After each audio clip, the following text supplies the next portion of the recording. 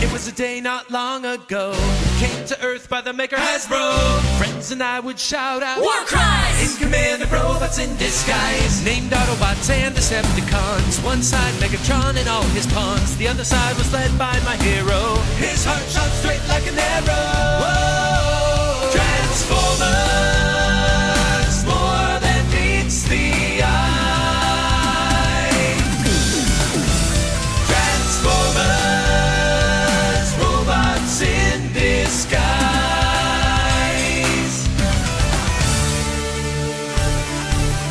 Some say you are too enthusiastic, your actions are bombastic.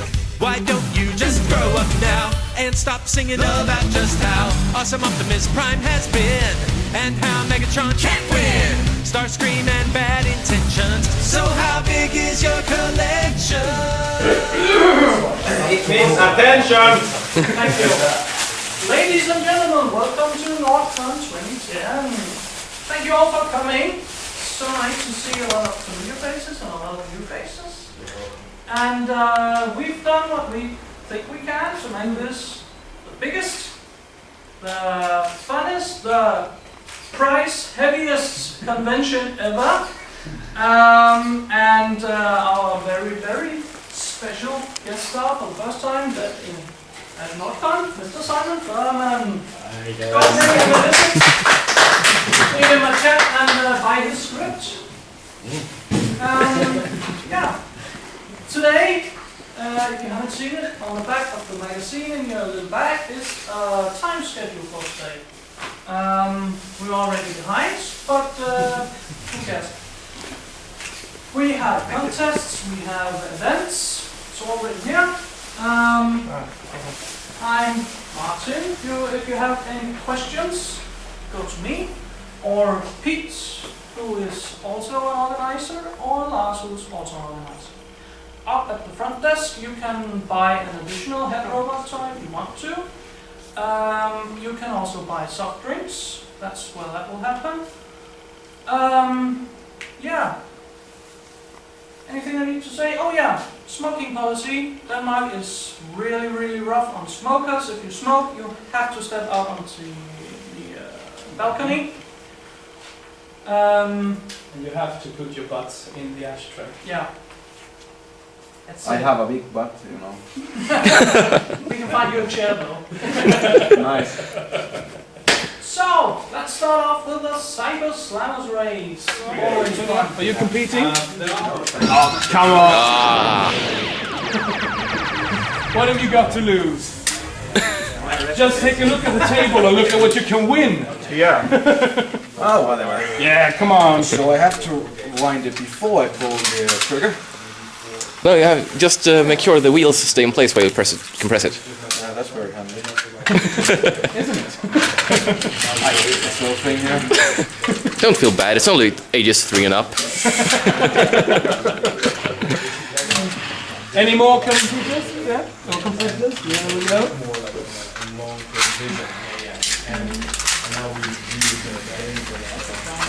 Yeah. Yes. Is it 2 at a time or how many at a time? 4. 4 people at a time.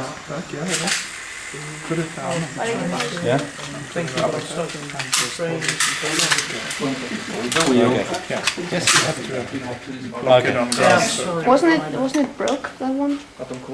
Was it that? Yeah, one of them's broken. Yeah, that's the broken one. Well, you have to share the toys. Yeah. So We'll win. we only had 6, yellow. and now we have 5. No, so that's fine. you have to do a brotherly sharing of the toys. Yeah. So are the first 4 competitors ready?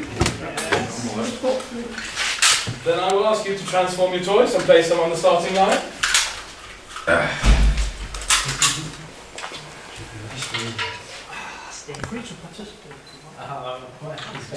Are you ready? Yes. Yep. Get set. Go. Damn you, bro! I knew it. I hate that thing. So the 2 bumblebees move on to the next round.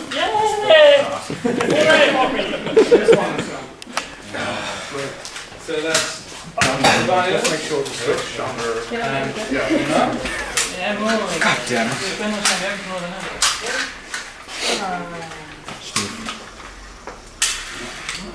Oh, we didn't know. Produce those ones. Sorry, bust.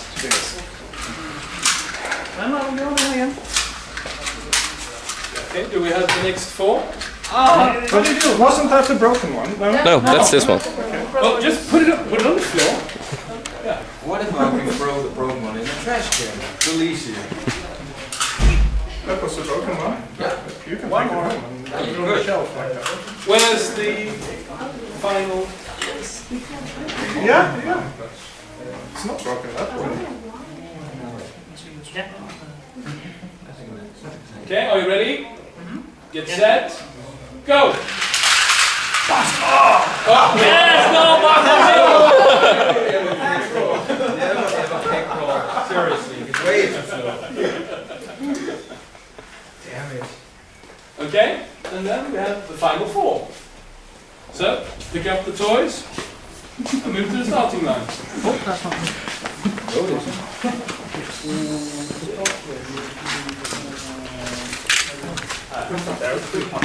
Dennis, don't take the tank.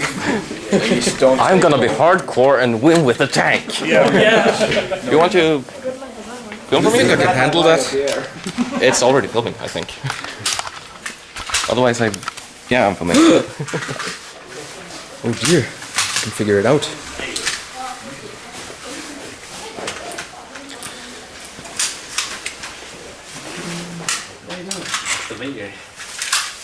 English? Right, are you ready to go? Yep. Will you come a long way or just live there out here? That one I didn't kick at. T-Foam was gonna fail utterly with Brawl, just like I did. Shut up! What are you saying? This is Brawl. Right, Can't be fast. Place your vehicles on the starting line, please. I think you're working out here, are you? Just living out here and working?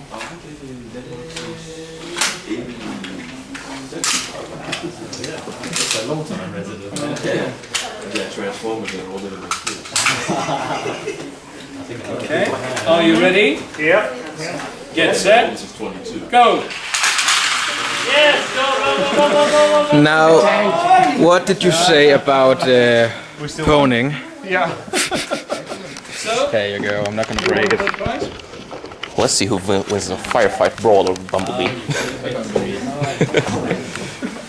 yeah, congratulations. And you got second place. You know? Okay. One thing I always get problem with, which I will go ahead. And who was the lucky driver of Ratchet? Me. There we go. And we have our winners. Now, if you stand here, I'll go get a massive amount of prizes for you. Prize place winner. place. There you go.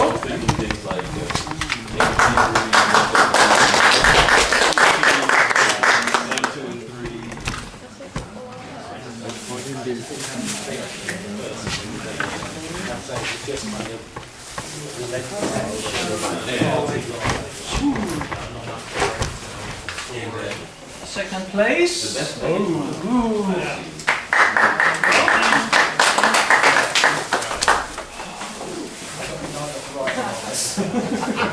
And first place winner.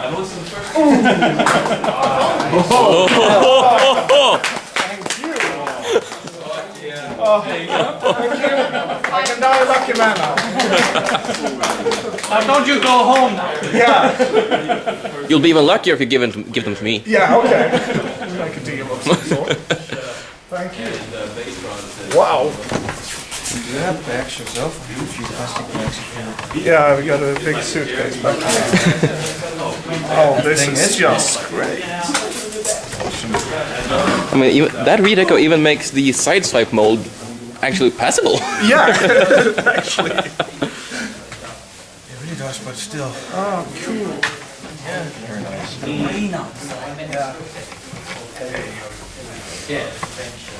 For those who sadly didn't miss our little race here, we have it again tomorrow. Yes. Where you can take revenge. With even more. Yes. Or win more Then crap. you will And win more crap. Yeah. Yes. And I will punch the one who takes it before me. Yeah. For now, people are welcome to mingle a bit. Look at our display cases. I forgot to talk about them a bit.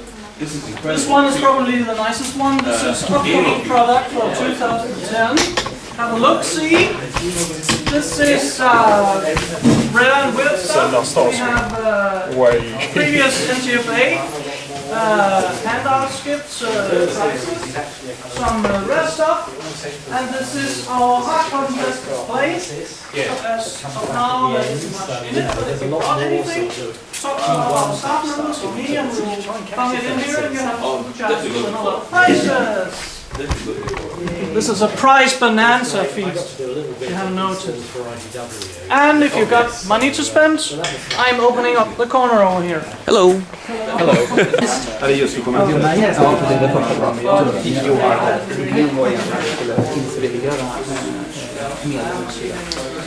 Yeah, one of my favorite toys. Special, no, are you gonna get something signed? Yeah, I'm gonna get one of the scripts. You wanna get that signed? For the superior. Kind of extension on this one. Yeah, I brought a bunch of old Swedish comics of Simon's work, and I left them at a hotel. Well, there's always tomorrow. The for the classic prime. Of course, yeah, just hold that open a second so it doesn't smudge onto the opposite page. A little bit because, like with this, Actually personalised? you got the trailer that opens up and you put the figure into it, which is much simpler. Whereas that, you gotta take the whole thing apart and then put the pieces on. And you've got this big gun that you're supposed to put on an arm that's only about so long from the original. And it doesn't get quite big. So I was a bit disappointed with it. Or Heidi. Let's put it Heidi. Heidi, yeah. H-E-I-D-I. Yeah. I mean, we had to take a transformer apart and then put it back together. Yeah, it's not. In my opinion. Exactly.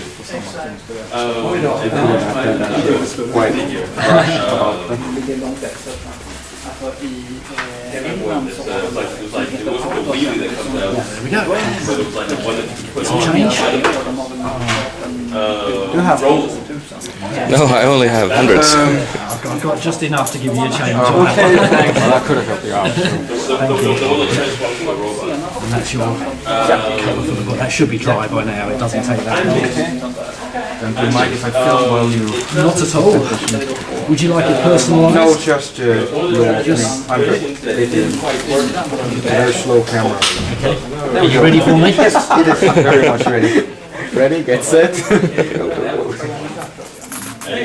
That is absolutely awesome, sir.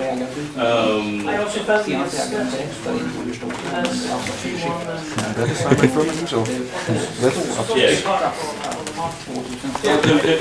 Thank you very much. You're welcome. Nice to meet you. Yeah, you too. I'll be around all day. Yeah, I'll probably talk a bit more. Yeah, come and talk to me. You've always did the voice of Grimlock. He's a lovely guy. Actually, I said to him, do the voice for me, do the voice for me. But he's great.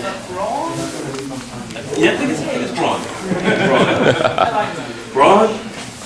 Braun is bad. He's on my desk. Oh yeah, mine too.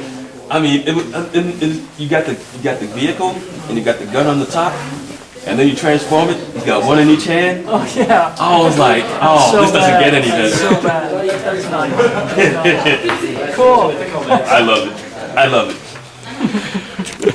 So, can I get you lots of parts as well? Just ask for anything. I actually forgot to bring it, but I've got a Power Master figure that I got from somebody that doesn't have the engine weapon. It's like an engine weapon that fits on the front, and then there's another one that fits on the back. Oh yeah, double. And it looks kind of like a Generation 1, it's not, The ICBM truck.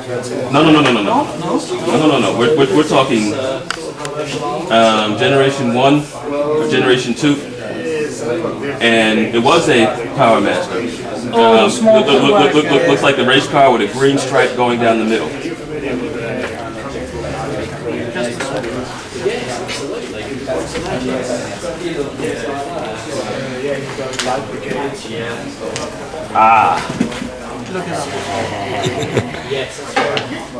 It looks sort of like this, but it's a Power Master.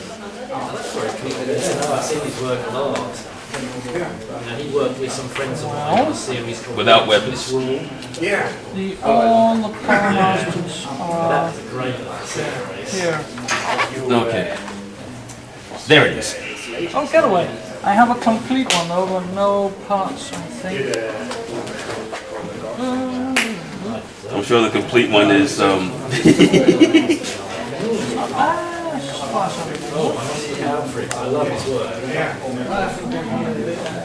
How much is the complete? Just a second.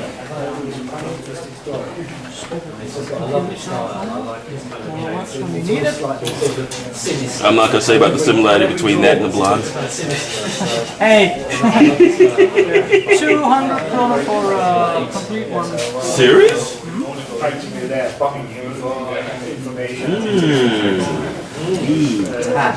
Someone got a happy. Love to have that complete. You're a big fan of Do you have the original Lio Convoy, not the Flash weapon? No, I never got that. No. Well, it's a nice toy, just don't like the Flash version. Really. Yeah. Sure. If only the shoulders locked in correctly. Okay. The torso just kind of flops around. An Autobot? Well, that's a shame. Yeah. But it still looks impressive. Yeah. But I prefer big convoy. It's only decent film, I think.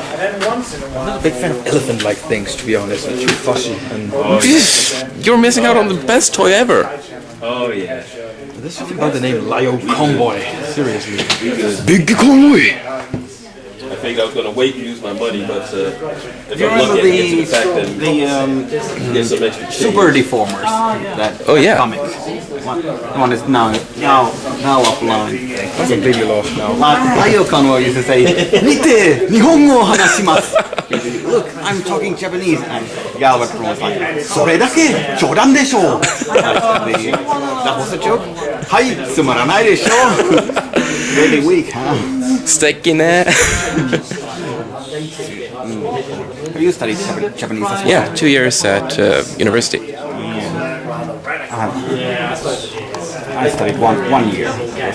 I've been, since I'm an anime fan, I've studied I studied a lot of myself.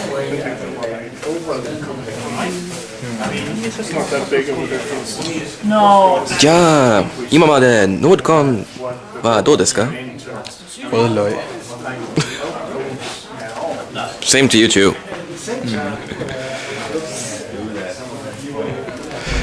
Transplants Association we had a big public access system planned, but that failed, so I'll try not to shout my lungs out and Mr. Furman's vocal cords as well, but it's a small room, we don't need to shout.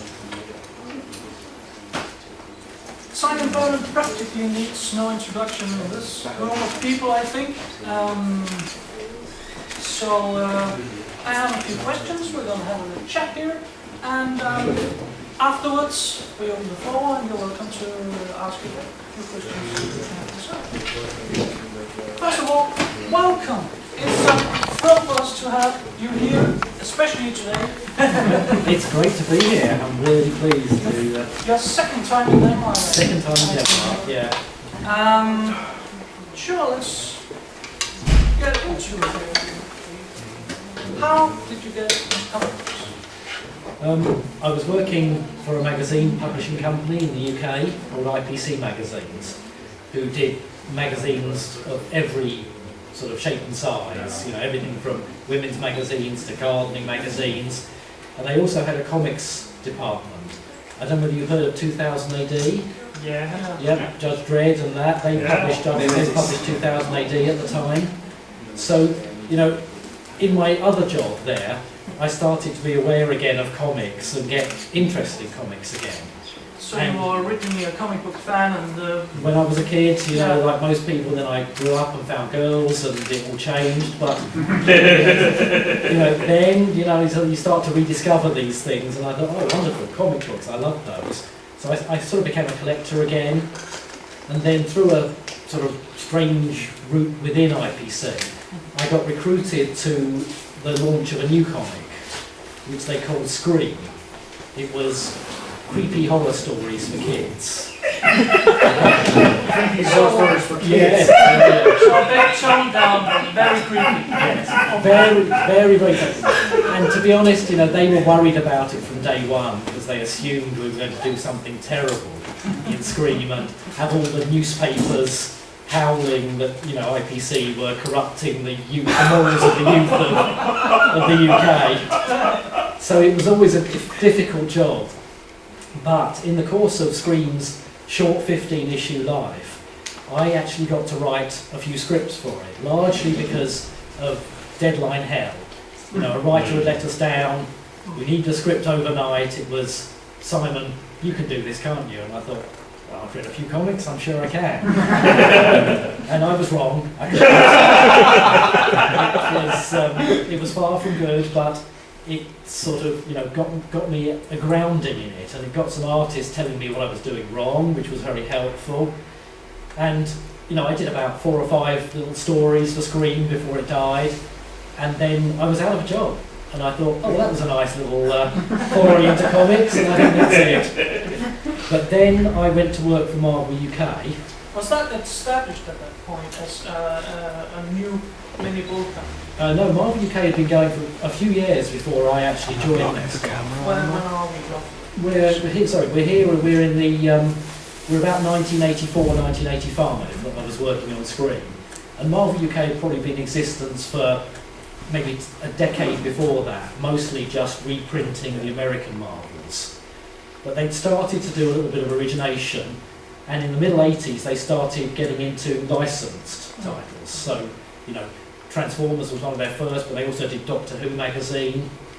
And you know, I got introduced to the editor of Transformers. Am I getting ahead of myself? No, just And you know, I was introduced to the editor of Transformers UK, and they had a strange situation where they launched a UK Transformers comic on the back of the American Transformers comic, which had just been released.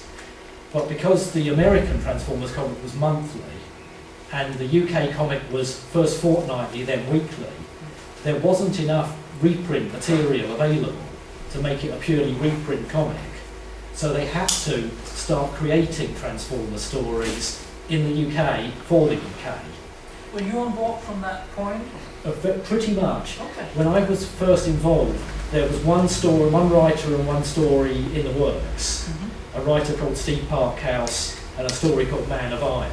Yes. And this was the first UK Transformers comic strip that they created. And it was slightly difficult because it was going to go reprint US, bit of UK, reprint US. The little UK stories had to leave everything exactly as it was, you know, at the beginning and the end, because we didn't know what the American writers were necessarily going to do with the story. So we couldn't say kill off Bumblebee and then suddenly he's there again. So, Good choice. No, no, sorry. so, you know, in a way it was limiting, but, you know, I was, at the time, you know, I had no idea of Transformers. I was a little too old to have really been, you know, watching it on TV and playing with the toys. So I just assumed it was another job and I was glad to have the work. You know, then I had no idea that 25 years later I would still be working on Transformers, still be writing Transformers. You know, at the time, toy titles came and went within a couple of years. You know, kids' attentions moved on, and you generally had a allotted time for a comic, for a brand like that. But Transformers kept rolling on. Oh yes. And really, you know, Transformers forged the rest of my career. The UK Transformers tide was probably one of the most successful UK publications I could imagine outside Doctor Who or some of the big UK names. I mean, it was, I mean, and this is the mid-80s when comics did sell more, but it was selling at its peak something like 200,000 copies a week in the UK. Yeah. You know, and that was an amazing readership. It was outselling 2000 AD, it was outselling everything but the Beano and the Dandy in its day. So yes, it was an amazing success story for Marvel UK, and I don't think anybody anticipated it doing so well. But yeah, we got an amazing run out of it. Definitely, definitely. So, talking about the Marvel UK stuff, as you said, Marvel UK established their own bullpen somewhere in the middle of 1970s to create new material. The way Marvel US made stories was the writer would make out a plot and hand it to the artist, and he would pretty much flesh out the story, and the writer would put in the words afterwards. Yep. The classic Lee Kirby style. That's right. Was that the same in the UK? No, UK traditionally works on something called full script. I mean, if any of you have bought the scripts I brought along, you'll see it exactly. You know, it's the writer's job in full script to break down every panel on every page. So, you know, you're much more the director and the artist, you know, you've got the artist eye going on. So British comics normally work on that full script basis. So there's not less for the artist to do, but there's less asked of the artist. In the Marvel US style, you have to take a whole chunk of just story and then break it down into pages and panels yourself. But with the UK, it's much more defined, and that was how we worked. You know, and you know, I've worked both ways, and they both have their pluses and minuses. But I found with Marvel plot style, which was the way the US were doing it, you let go of a lot of the control over the dialogue on it, because what you get back doesn't necessarily fit the dialogue you were thinking about. You know, if an artist has taken another direction, you have to almost bend your story and the dialogue to fit that. So I actually prefer full script. You can actually be cleverer with words and pictures that way, I feel. You know, you look at Watchmen, it's a brilliant example of how well words and pictures can work together, and how cleverly structured the words were to mirror what was happening in each panel. You know, you had little crossovers of dialogue where, you know, you would get the same thing happening or almost the opposite thing happening to the dialogue, just for an extra little dramatic beat in the story. But yeah, I mean, I kind of prefer full script, and that's how I work today, and that's really how everybody works in comics today. I don't know many people who work plot style anymore. When you got on the title in '84, what was your introduction? What were you presented with? We were presented with the Marvel Sumbo character figures from the animation show, we were presented with the work Bob Budiansky had done with Jim Shooter on fleshing out. Does everybody know, I mean, I'm sure that I'm preaching to the converted, but does everybody know the sort of the origins of how Hasbro went to Marvel to turn what was a slightly nameless, storyless toy line into... Would you want to hear? Does anybody want to hear this? Brilliant. Okay. Well, the story went like this. You know, as everyone knows, Transformers started in Japan. Yeah. It was a bunch of toys that, in a kind of strange circuitous route, because the Japanese company Takara had bought the G.I. Joe mold of Hasbro, had licensed that. They turned that into a thing called the Henshin Cyborg. That started becoming more transformable, and eventually became Transformers, which Hasbro then stepped in and said, oh, we like those, and relicensed those from Takara. So the whole thing came in one big circle. But what they got was this big bunch of toys without names they felt were right for a Western audience, and with no real story. This was the era of Star Wars, which had this big sweeping space opera story behind it that they knew that kids loved, that kids sort of bought into, and that kind of increased their interest in buying the toys. So Hasbro went to Marvel US, who had also done the G.I. Joe comic by this time. Yeah, and Star Wars a few years earlier as well. And so they said to them, look, here's a bunch of toys, we don't really have a name, we don't really have much of a setup. You know, I think the CEO of Hasbro had some ideas about how he wanted it to be, but largely it was handed over to first Jim Shooter, who was the editor-in-chief at Marvel, and then Bob Budiansky, who became the first writer on the comic, came in as well. And basically they came up with the whole story, everything from Cybertron to Energon to whatever came out of that little creative session at Marvel America. And that then fed into the Marvel Sunbow's animation and everything else. So they came up with the Bible, really, the characters. They named a lot of the characters because, you know, Megatron didn't have a name then. And apparently when Bob Budiansky pitched the idea of Megatron to Hasbro, they reportedly came back with, we don't like it sounds a bit too threatening, it sounds like a bomb, it sounds too threatening. He's too evil. Yes. Yes. And they had to kind of point out to Hasbro that that was the point. He's supposed to be. So you know, I mean, so it started with very little, and they built this whole storyline around it. You know, everything from the coming to Earth, the waking up on Earth, all came out of this Marvel sort of brainstorming session. And Bob Budiansky also wrote all the character bios, as I'm sure, again, you know, all the characters, the original tech specs and the original sort of strengths, weaknesses, all came out of Bob's head. So this was what I was presented with at Marvel UK, all the stuff that Marvel US had come up with, the backstory, the character bios, some of the animation drawings, and the toys.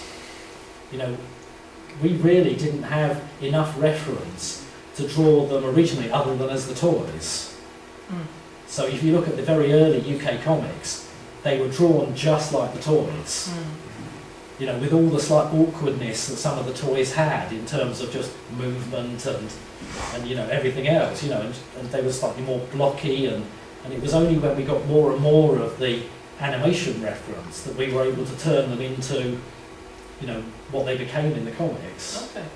So the comic book series was pretty much up and running by that point. Yeah. And you had that for reference. Yeah, we had the first few issues, but we were very close to where the Americans were with their comic book.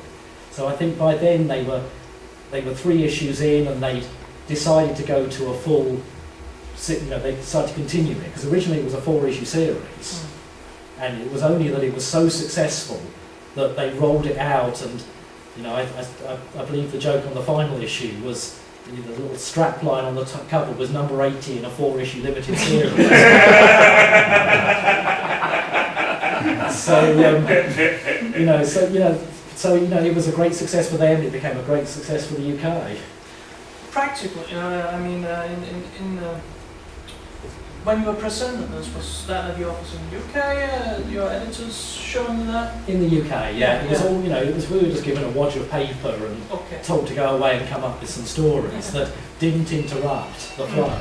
You know, like I said, everything had to be very contained, had to not disturb yes. anything. And it wasn't until later that we got a chance to kind of forge our own identity and push things in a slightly different direction. Because often we didn't know where Bob Budiansky, who was writing the American comic, was going, because we were that close to where he was, that we would wait to see his next plot outline to be able to figure out what we could or couldn't do, or how he had to leave things. Did you get that in writing, or did you have to wait for the actual comic to be published? No, we did get the scripts, Okay. or the plots, as Yeah. they were. Okay. Speaking of Bob, at some point you took over the US run as well. Was there some sort of handover between you and him? Yeah, there was. I mean, by that time I'd met Bob Budiansky. I mean, we're now 50 or so issues in. And I'd met Bob because Marvel US used to send over odd little delegations of editors to Marvel UK to tell us how to do things. And when they left, you just kept on? We carried on, yeah. But actually, no, they were actually that's not true. They were very instructive. You know, they looked at what we were doing and kind of imposed the Marvel US ethos on, you know, what needs to be in a story, what a single issue should be and achieve. And, you know, that was all very instructive to all of us, I think. So, no, we did take stuff away from that. But I'd met Jim Shooter, I'd met Tom DeFalco, and I'd met Bob Budiansky. And then on another meeting with Bob Budiansky, we basically went for lunch in London. And he said, you know what, Simon, I'm tired of this. I've been doing it for 5 years by now, and do you want it? And the way he sold it to me rather unpleasantly was that actually I think this book is dying. You know, do you want it for the last few issues? It's not going. So I thought, yeah, whatever, Bob. I don't mind. Little did they know. Little did they know, we got another 25 issues out of it. So, you know, we kept it going for a while, but you know, I was glad to be doing it. You know, it was a big step for me. It was my first Marvel work for Marvel U in the States, and you know, and for me, it was a big stepping stone, is how I saw it. But yeah, we actually managed to keep it going for another 2 years. Pretty impressive. That stepping stone, that was, yeah, like you said, that was your ticket in for Marvel US. And Marvel US expanded very dramatically during the early 90s with the Marvel UK imprint. Were you involved in that? One of your characters, Deathset, got his own title? Yeah, I mean, you know, while I was working at Marvel UK, they were intent on developing their own properties as well. And Deathset was a sort of happy accident that came out of a Transformers story, that we needed a disposable bounty hunter character for a story. And I invented this character and sent it away to the artist, and none of the kind of vocal tics or character traits that sort of became Death's Head were in there at the beginning. He was just a bounty hunter who looked a bit badass because he had a skull face. And, you know, but I sent him away, this went away to the artist, who was Jeff Senior, and it came back, and we were all so wowed by the character design he'd done, that I went back into the script and redid a lot of the dialogue and you know, and upped his involvement. But at the same time, we had to be very careful that he didn't end up with a Hasbro copyrighted character. So we rushed through a one-page Death's Head story that an artist, little-known artist at the time called Brian Hitch drew. And Brian, of course, has gone on to do big things in the comics industry. But he did the original Marvel Death's Head story that we then rushed to get out on the back of other Marvel publications, so that Death's Head became a Marvel character rather than a Hasbro character. Is it the same character that was launched in the US then as his own title? Yeah, I mean, they weren't actually US titles. They were produced by Marvel UK initially, and yes, they were sold in America and done in American format. But yeah, I mean, he's still around. He was in a Marvel comic called Sword, a very short-lived Marvel comic called Sword, but you know, he's still around, floating around in the Marvel universe there, all these years later. Must be a proud feeling, actually. It is, yeah. You have a long-lasting character. Yeah, I kind of feel parental about this. Yeah, attached to stuff like that, I can imagine. We're in the early 90s now in Marvel US/UK. In the around 93, 4, 5, there was the big comic book implosion where interest simply faded from one day to another, and it had become an investor's market, and issues one were printed in 12 million copies and no one bought them, and it imploded. The big publishers couldn't produce as many titles, and the small publishers went away. You were in this, in the middle of it. I was caught in the middle of this. In fact, I was all more or less out of work at the end of '95. It was just one of those things. I had so much work with America, and when the market imploded, the work tended to go to American writers. You know, as you would expect. You know, the number of titles was almost halved. A lot of titles were cancelled, and the people who were there on the doorstep tended to get the work. The UK comics industry by then wasn't very big, so you know, I was suddenly, from being very busy, not so busy. There was almost a night at the long knives on titles I was working on where, you know, one after another they fell. So yeah, by the end of '95 I was quite shy on the work front. I had bits of freelance going on. Transformers Generation 2 had come and gone. And Transformers to me by then, you know, I kept thinking it was dead in the water, but it you know, obviously came back. But at the time I didn't even have a clue that Beast Wars was in the works at that time. So, you know, I just, in a strange way, I went to work for a UK publishing company again, doing what I'd done to start off with. And they were a company called Titan Books, who did a lot of reprint material. You know, they largely took American graphic novels and top and tailed them and put them out in the UK, and also some of the old 2000 AD material they collected. So for a while I was an editor again. And in that time, two things happened. The first was I was invited to my first BotCon, which is the American Transformers Convention. When are we? We're here now in '96, and the convention was '97. Okay, that's the fourth convention then. Yes, yeah. I mean, they did quite small scale, I think, to this one, and this one was in New Jersey. Yeah. In Rochester, New Jersey, and you know, I was flabbergasted. I didn't know there were Transformers conventions. I didn't know there was a thing called Beast Wars. I was just very out of the whole loop on Transformers. And suddenly there was this organiser, a guy called Glenn Hallett, asking me to write a 16-page comic for the convention on Beast Wars. So it was a very rapid find out what Beast Wars is in the first instance, and then, you know, sort of do a comic book again, which I hadn't done for maybe a year. So that was interesting. I got to go out to BotCon, and it was at BotCon I met Bob Ford and Larry DiTilio, who were the script editors on Beast Wars, and I also met some of the voice actor talent, guys like Scott McNeil and David Kay and so forth. So, you know, it was a great introduction to Beast Wars. I got to watch a lot of it, hang out with the voice actor artists, and I got on really well with Bob and Larry. So one of the things that, you know, nothing came out of it, but it was one of those nice, here's my card, you know, sort of, you know, I hope we can talk sometime. And so that happened, and then a year later, or maybe not even a year later, Bob phoned me up out of the blue and said, you know, we kind of use some of your Generation 1 work, or Generation 2 work, as some of the basis for Beast Wars. Wow. And, you know, so we kind of like you as a sort of nice sort of quid pro quo to come and write an episode of Beast Wars, which I thought was a wonderful thing. And, you know, at the time I still had a full-time editorial job, so it was very much an add-on to that.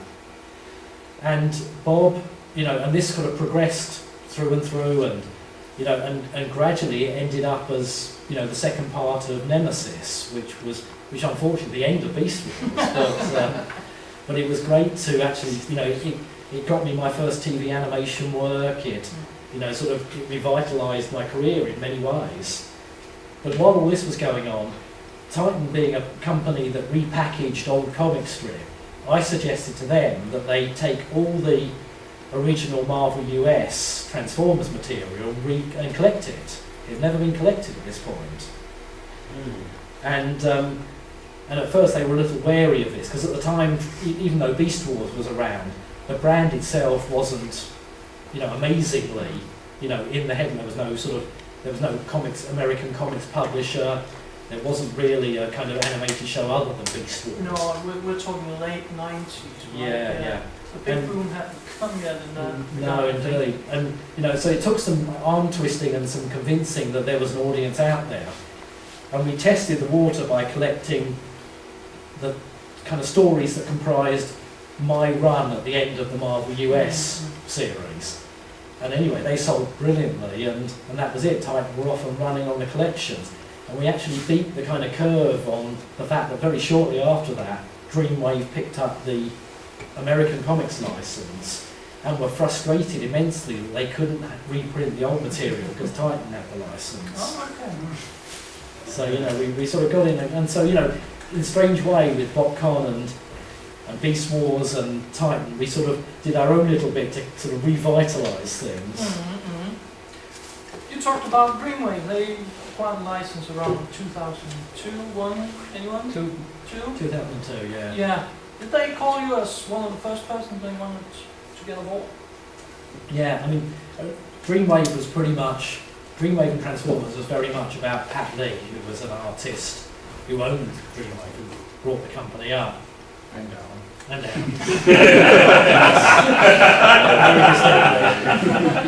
at the time was just a guy with a lot of kind of creative energy and love of Transformers. And very much, it was a kind of, and he and the other artists involved and writers were all kind of people like you who'd grown up with it and loved it. So it was a kind of different generation in as much as these weren't people like I'd been working with originally, just jobbing writers and artists for whom this was a property we inherited. They'd grown up with it and had a passion for it. And it kind of came across in the art and the plans they had for it and the love they had for it. So originally, Pat was very much involved with both the writing and art, and they had, I forget who wrote the original series that they did. Chris Saraceni. Yes, thank you. Yes, Chris Saraceni wrote it. So I wasn't involved at the very get-go, but shortly after they got in touch with me and said, look, we'd like you to do something for us. And pretty much, what do you want to do? And that was when I decided I wanted to do stories set on Cybertron during the war, which had never been done. And so that was The War Within. And that was really the start of my working with Dreamwave. That ended, unfortunately, quite acrimoniously and disappointingly, because for those who don't know, Dreamwave just mismanaged their money, whatever, but went down with huge debts, owing all their creators, and were bankrupt, and nobody got any. Everybody was owed money, myself included. It must have left a really bad taste amongst all the artists. It did, and there was a long time where I didn't feel comfortable talking about this, but I was very aggrieved because right up to almost the point where they collapsed, I was having conversations with Pat Lee where he was urging me on to do more and more work when they must have known that the end was nigh. So, I couldn't quite forgive him for that. Fine if he'd been honest with me, but I went on working for at least another month before it became apparent that they weren't paying and the company had gone. So it was not a good time. IDW or W? IDW, yeah. IDW came and kind of picked that ball up after it fell out. How much time did pass? Most of the artists came aboard by IDW. It was pretty quick afterwards. I think Hasbro by then knew they had a license that was worth something again. And I think there were several people after the license at that point. I never knew who the other people were, but I think there were other companies in the frame for doing Transformers at that point. But IDW won the bid for it.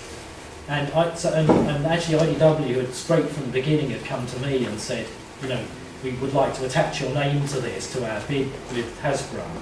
So I was involved much more from the ground up with IDW. I find it amazing that they did actually get pretty much the whole stable of the artists from Dreamwave to come to IDW. Yeah, they picked up on the artists, and although some of the artists were doing other things, these were artists with a passion for Transformers. All of them, from Dom Figueroa to Joe Ing to I can't even think of the others now, but you know, that so many of them were just had a huge passion and wanted to draw Transformers. So, you know, when IDW picked up the license, they were really keen to be involved in it as well. I mean, you know, Don Figueroa was involved from early on in it, but they also brought a newer artist called E.J. Sue into the mix to kind of to start off their new series, just to differentiate it a bit more from the Dreamwave. Well, they're going in different direction as well. Is that something they wanted to do? Is that your input, or? Yeah, we talked a lot about it. We talked a lot about how to. Well, I mean, we couldn't follow Dreamwave because the Dreamwave material was tied up in bankruptcy, and there were series that didn't finish, and storylines that, you know, we just couldn't touch. So it had to be some kind of restart.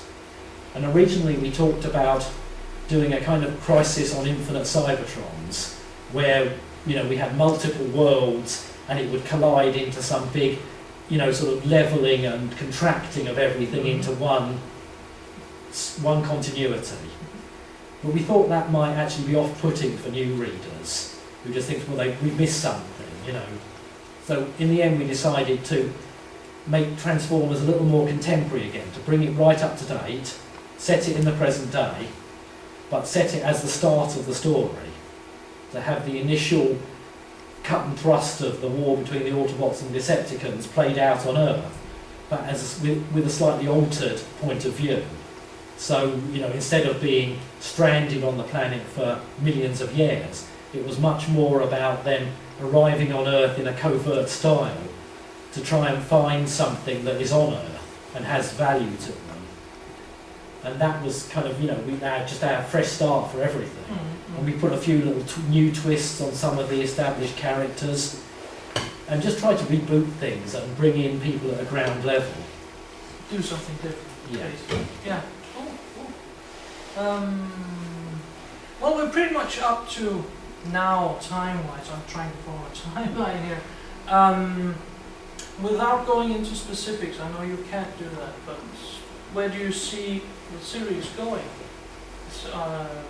Well, strangely, at the moment, I'm not very involved in the IDW series. You know, I mean, I'll always be involved with IDW to a certain extent, but the way my career's taken me at the moment, I'm deeply involved in some TV animation work. I'm doing a lot of StarCraft work. So Transformers has got squeezed a bit, and they've got other writers, and that's really good. You know, it's great to have fresh takes, to have people continue what I started with IDW and take it in new directions. But, you know, I'm always talking to IDW, and I have, you know, a couple of things, you know, sort of in the works and bubbling under for the next year or 2 years.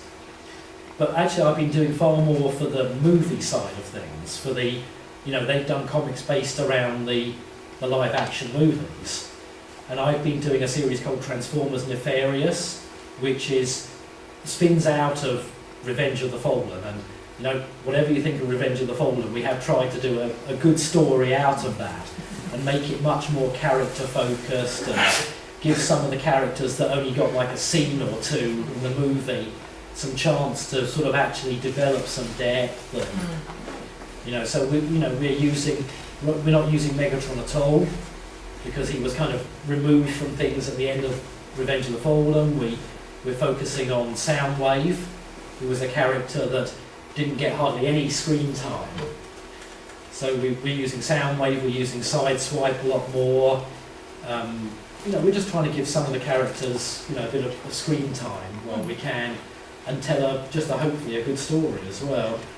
But yeah, you know, I mean, I always hope to be involved with the IDW Generation 1, just because, you know, again, I feel quite parental, because I was there at the ground and pushed it all off in certain directions. Indeed, yeah. You talk about some animation projects. Can you talk about that a bit? Yeah, absolutely. I mean, it's not out for another year, but it's a thing called Mad Hatter Chronicles, and it's about a kid who jumps through a cinema screen and goes to fight movie monsters who've grown up in another dimension where they've become real villains. Okay. And, you know, because it's partly down to his sort of family, he's got to go in and kind of clean up this mess as this big hero, where he has sort of special powers and so forth. It's a little Harry Potter-esque, it's a little Ben 10, it's got a flavour of all that, but it's a really fun project to be involved in, and I love TV animation. I haven't done any TV animation for 5 years maybe, since I did some Atom, and so it's great to be back involved in TV animation. It's very different to comics. The scripting process is very different because you do a lot more sitting around a table with other people, taking your ideas and getting other people's input into them, breaking scripts apart and seeing what does work, what doesn't work. So it's a much more team effort almost getting into it, and then it goes off to a storyboard artist who has their own say in the way the whole thing happens. They'll put a different spin on the action beats and the dynamic of it. So I really like it. It's much more collaborative. It involves me going into the animation offices and having a lot of meetings with the other creative people. So, I'm looking forward to seeing how it all comes out. It's going to be a 3D computer animated series. Oh, okay. Cool.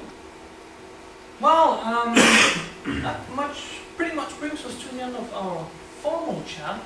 So let's open the floor up if you have any questions.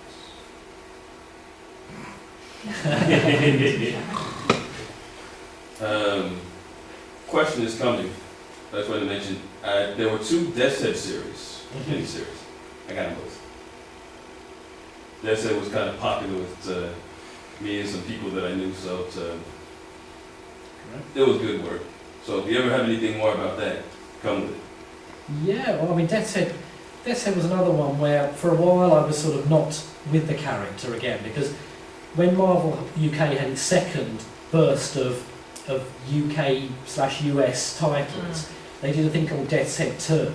Yeah. Which was actually, again, more or less a reinvention of the character to make it a bit more 90s Marvel comics as opposed to 80s Marvel comics. And in the way of these things, I don't own Death's Head, it's a Marvel character. So, I don't always become the writer of that series. So it was another writer, and so for a while I didn't have anything to do with Death's Head. But, I'd use the original character in some of the comics Marvel US was producing. I guest starred Death's Head in She-Hulk, and Walt Simonson used him in Fantastic Four, and then Guardians of the Galaxy also showed up a couple of times. That's right, yeah, and I got to do a series later called Death's Head 3.0, which was yet another incarnation of the character. Missed that one. So, and then recently, like I say, a writer called Kieran Gillen used him in a series called Sword, which is a kind of alien detection agency. And he was quite pivotal in the 5-issue run of that. So it's kind of nice that he's rolled on and he has a life outside of what he was meant to be, which was just a character in Transformers. But do you have any influence or knowledge about the third Transformers film? No, I don't. I mean, I very rarely know anything about the movies before the event. They're closely guarded and they're very reluctant to share information with sort of people unless they're deeply involved in it. With the second movie, it was slightly different because I was going to be writing the comic book adaptation of that. They had to feed me with early drafts of the script, and in fact we had to write it based on an early draft of the script, which is why if you read the adaptation IDW published, there's sections that are quite different from what made it to the screen, largely because Michael Bay's way of working is to change stuff in the shooting almost, is to decide he doesn't like something and go a different direction with it, more or less as the cameras are rolling. So the film changed quite a bit, but I was much more privy to the details of Transformers 2 unless I end up doing more on Transformers 3. But I think just generally, the movie people are very hesitant about letting stuff creep out. Yeah, even to other people who are doing licensed product. When the people were doing the game for the first Transformers movie, and games take an awful long time to develop, I think they had great problems because they just weren't getting enough material to work with. They didn't really have enough finished computer models to form their game, and so I think it became quite a rush in the end.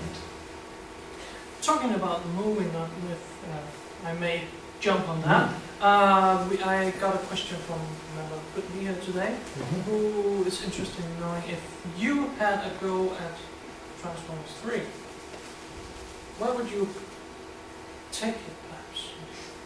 Yeah. A little on the fly question, yeah. What could be fun? You've been working with the movie universe now, you know.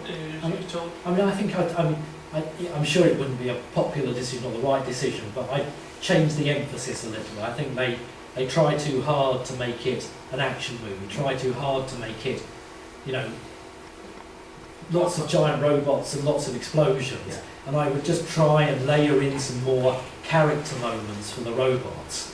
You know, I right from the beginning, I took pains never to just think of them as robots, and to just, you know, Bob Woody actually gave them human characteristics and human weaknesses and human frailties. And I thought, well, great, you know, just play them like humans and give them their moments and their emotional beats. And I think if the movie have failed to do anything, is to give them some emotional depth.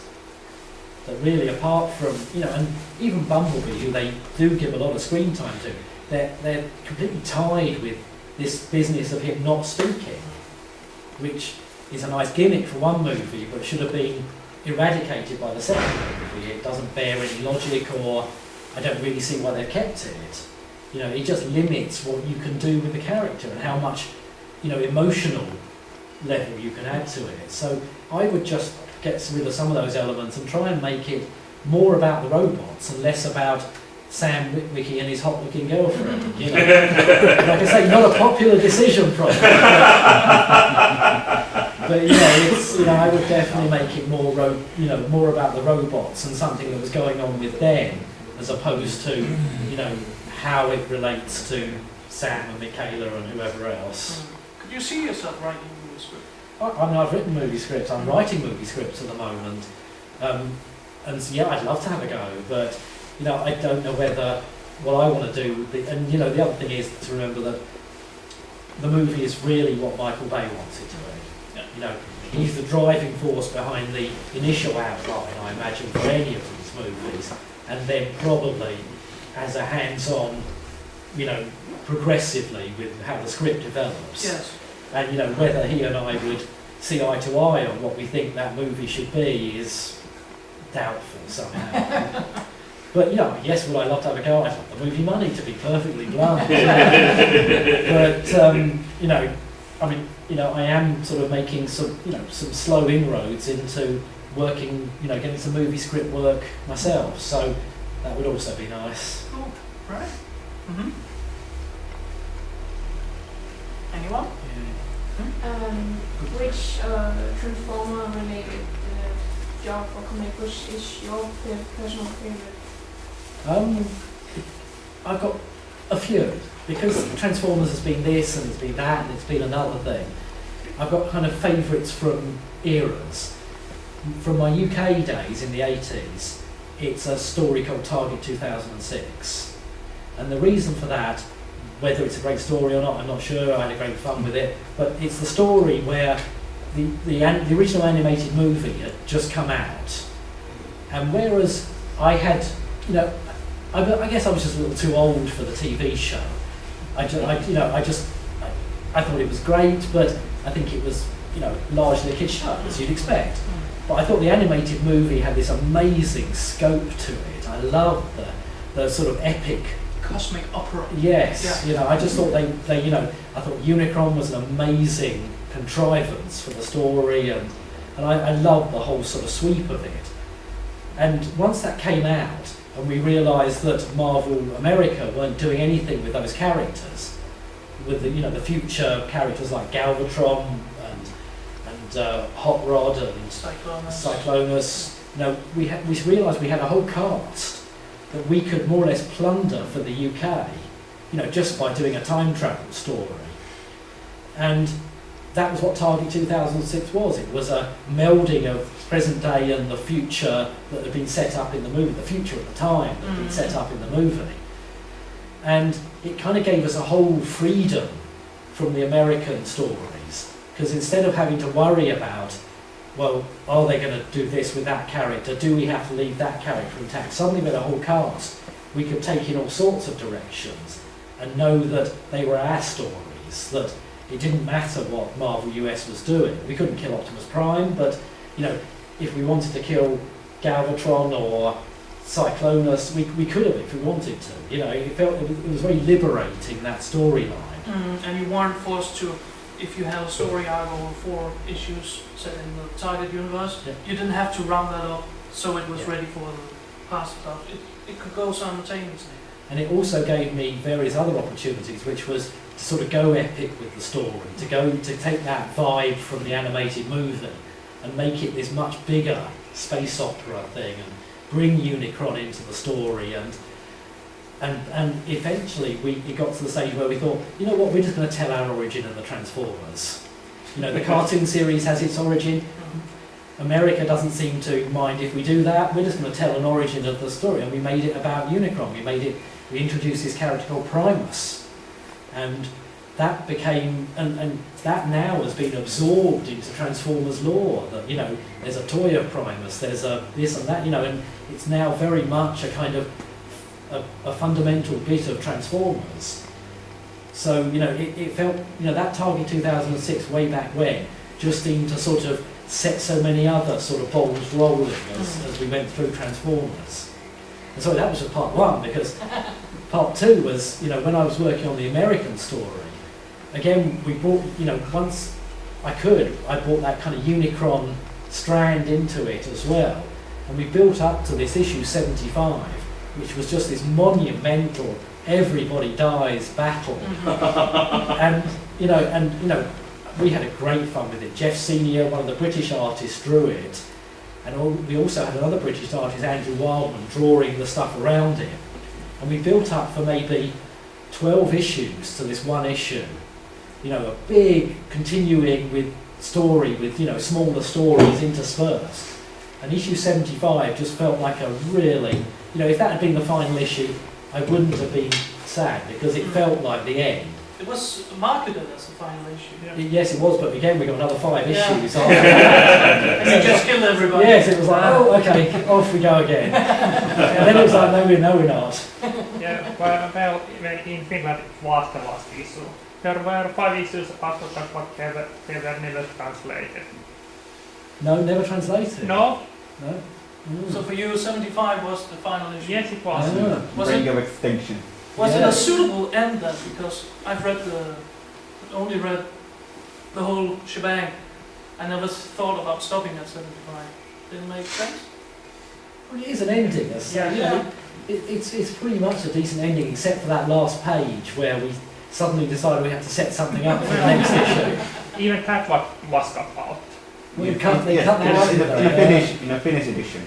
Okay. Well, that makes sense, really, if they weren't going to do the next ones. You know, we were always tied with Generation 2, that we thought there was going to be a second volume of Generation 2. So the 12th issue finishes with a teaser for the next story, which we never got to tell. Well, you did for... we did it as a convention-exclusive kind of text and picture story. Was that an answer to your question? Yeah, it was a long answer.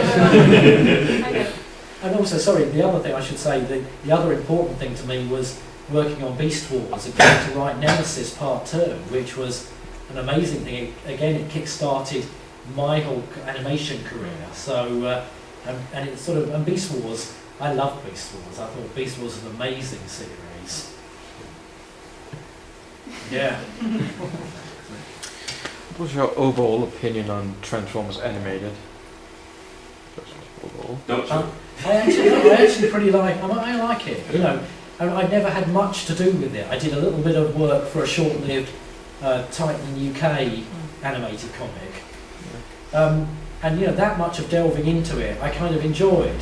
But I can't say I'm a big expert on it, really. I mean, I probably watched, you know, a half dozen episodes and wrote a couple of stories. But I kind of liked it. I kind of liked the animated Dinobots, even though they've kind of taken them back to being dumb Dinobots. They were kind of fun as well. I don't think I kind of bought into the Optimus Prime as a sort of raw recruit almost character. I felt that slightly damaged to Optimus Prime should be in any kind of Transformers universe. But overall I liked it. I thought there were some cool looking characters. Yeah, I thought it was good. Eventually I shall pick up a box set and watch all 3 series. Cool. Of any Transformers continuity, which character do you enjoy working with the most? Oh, it's got to be Grimlock. Grimlock's really been a favourite of mine from early on, largely because both the American comic, to a lesser extent, and the cartoon series depicted him as just kind of dumb and smash this, follow orders that, and I just kind of felt that there was more to do with the character than that, and so I gave him this sort of, I'm not as dumb as I appear, but I just want to appear dumb to people, but actually there's a lot ticking behind my, and I gave him this whole sort of warrior aspect, and I just, I kind of, again, in that same way with Death's Head, I feel slightly parental with Death's Head, with Grimlock, because I just feel, that he's a character I fleshed out a lot, and I did that with a lot of characters, where I took some quite D or even E-list characters who nothing had been done with, like Bludgeon and Thunderwing, and gave them, because nobody was doing anything with it, because there was a blank slate, I pushed those right up and said something, no, they're a leader, no, they were a really kind of kick-ass kind of character. No, largely because often I thought they just looked cool, The toy of Bludgeon was always a big disappointment to me when I finally saw it. I thought the visualisation, with the samurai armour and the skull face, brilliant. And the name. Yeah, the name was really good, and then this tiny wee little thing, inside it. So it was all, and I'm glad I didn't see that first, really, because it may have changed my mind about the character. And the toy didn't have a sword. So, no, did he not? I didn't realise that. No, it was just a flimsy gun of a sword. Oh, I didn't even realise that the toy didn't have a sword. Movie character is better. Yeah, I hear that too. Right, one more question. Anyone else? Anyone else? I have one though. Yep. You mentioned Andrew Workman. Yep. You two were working together quite closely. Yeah. On the Wildfire Productions. Yeah, Andrew and I go back to Marvel UK when I was kind of doing a dual role at Marvel UK for a while, where I was both the writer on Transformers and the line editor on the weekly comic. So somebody else edited my scripts.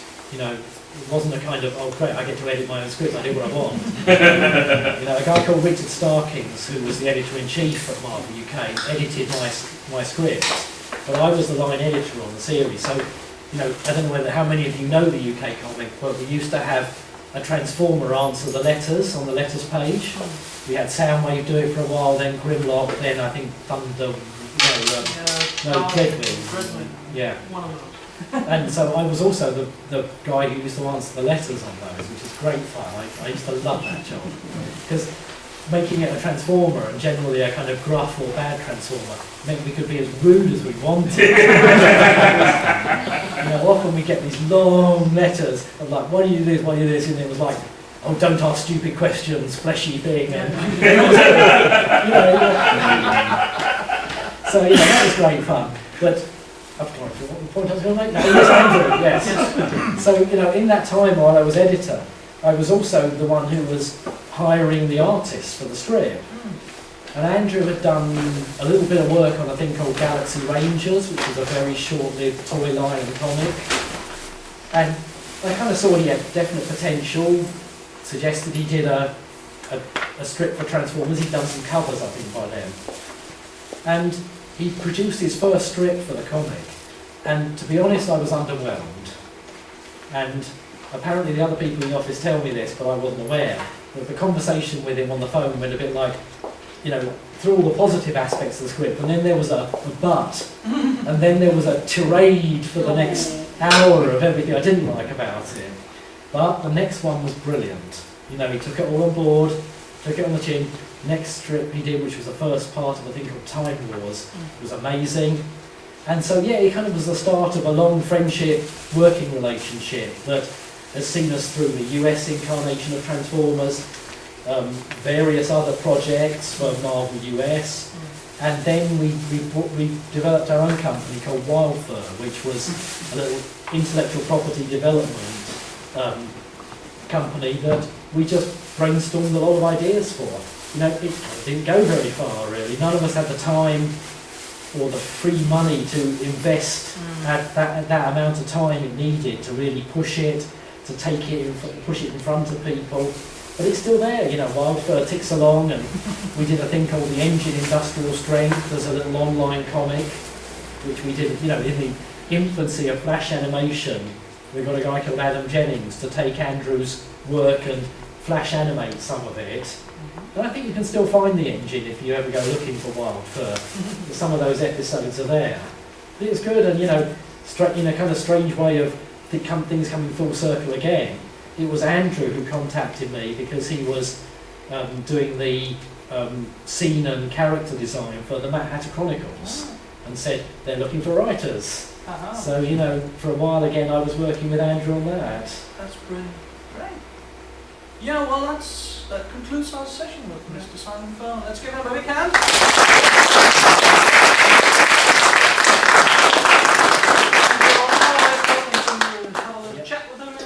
I'll be around, and tomorrow we're doing for those who are here tomorrow, we're doing a kind of sort of from story to script to finished comics page little thing. So yeah, that'll be great. Yeah.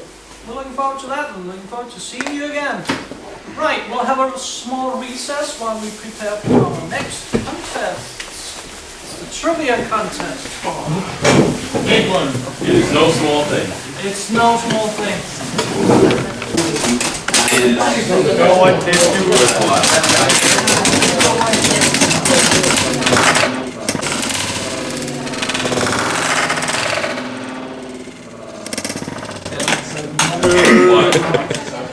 Wait, I still fucked up.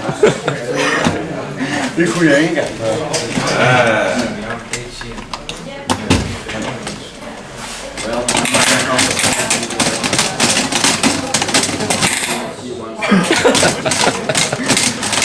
Ej, hvor længe kan man lave det?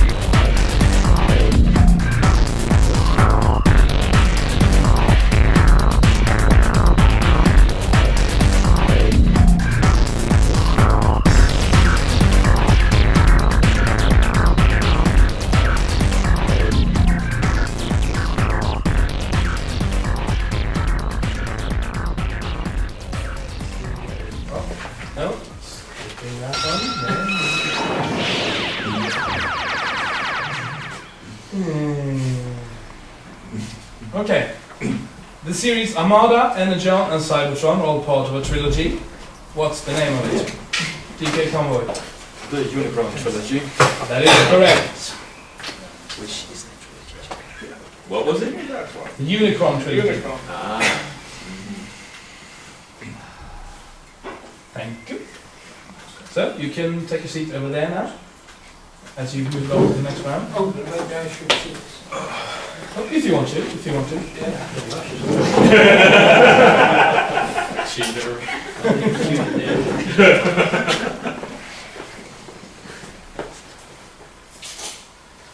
Right, next question. Name at least 2 Autobots appearing in the 2007 movie. Really? Ironhide and Bumblebee. Correct.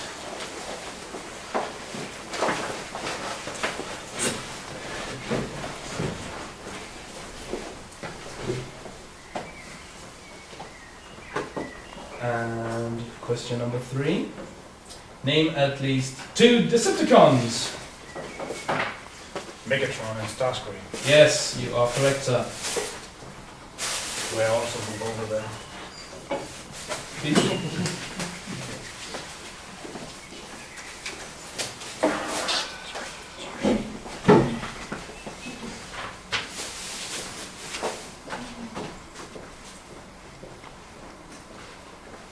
Next question. Who did the voice for Megatron in the G1 cartoon? Dennis. Frank Welker. Yes, you are correct. Wow. I told you the first questions are easy. Yeah. But I can reveal that you will be working hard for your prizes later on.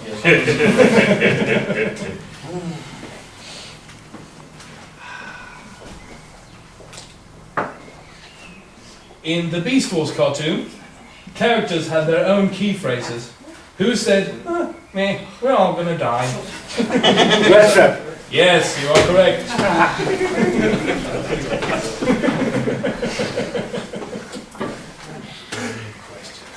It is, isn't it? What's your name, sir? Sebastian. Sebastian, thank you.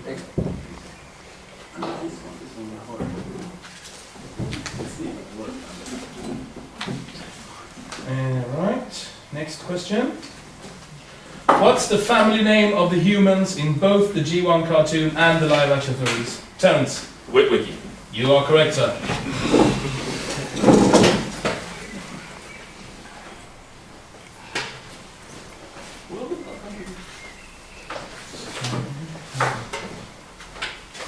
Right, I need 2 more people. Next question, let's see. What is the name of the latest Transformers show currently being shown on TV in Denmark? Animated. You are correct, sir. Yes. Awesome. One! That was another tricky one, wasn't it? And your name, please. Boss.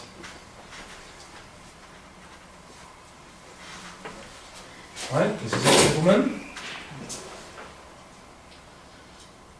Who is the guest of honor at Nordcon 2010?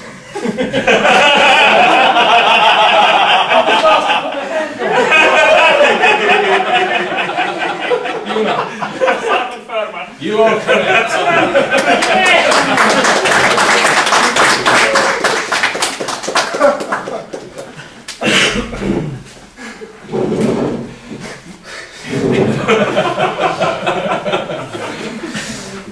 I just had to include that one. And the guest is not allowed to answer. Right, so we have 8 people on together. Yes, we do. Excellent. Now, this next round is a little thing I call missing in action. And this is where it starts to get a little bit harder. The same rules as before. Put your hand up in the air if you think you know the answer. And the first 4 people to answer 3 questions correctly, move on to the next round. Now, in this, I have written down some characters and what series they're from. And what I want to know is the missing member of that particular group, subgroup, combiner, and so on and so forth. I will start off with... Can I ask something? Yep. Yeah. Can I swap my place with someone? I'm not gonna... Who wants to swap with me? First time we raise up. Yep. There we go, okay.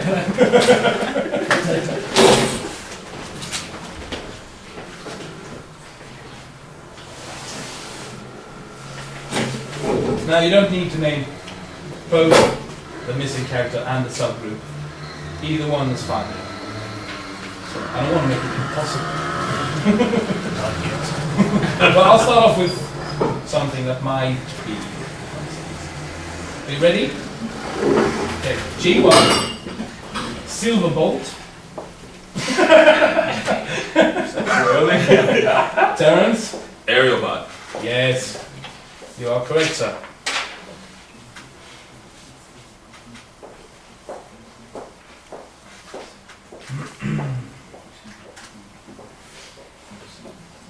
Okay, on to the next one. Energon, Barricade. Maximus. Yes, you are correct. Maybe I should just do the hard ones.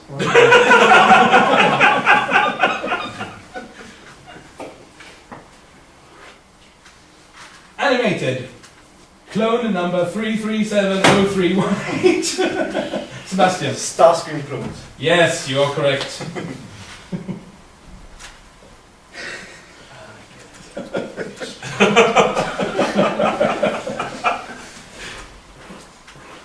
Okay, well, the Japanese ones. No, I'm just kidding. I have some. Okay. G1, Runabout. Dennis. Battle truckers. Yes, you are correct.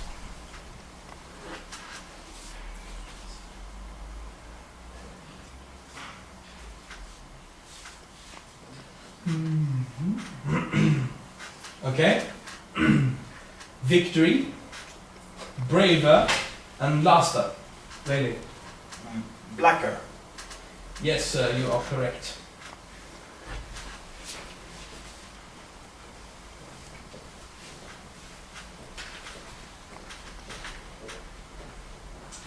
Okay.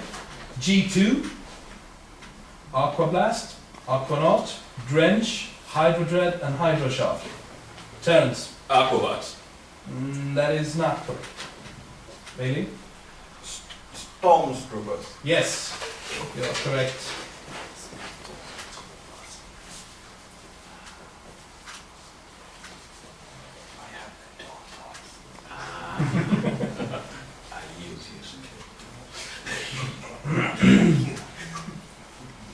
Okay. Beast Machines, Mechatron. Maybe. Megabolt. No. Predacon slash where are we going? Sebastian? There he comes. No. Dennis? Riders? Beast Riders? Yes. Oh. Yeah. That's obscure. No one cared about those. But the other ones were too easy.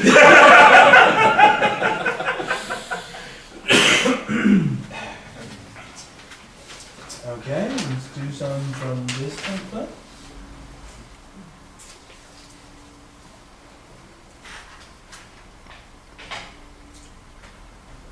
Okay, this one's a mini concept from Armada.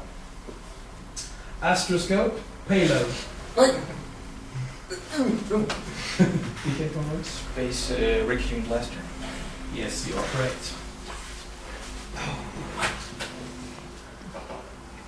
We have 3 people with 2 correct answers and 2 people with 1 correct answer so far. Some people with no answers. True. But you have the power to change that, my good man. I'm running low on energy.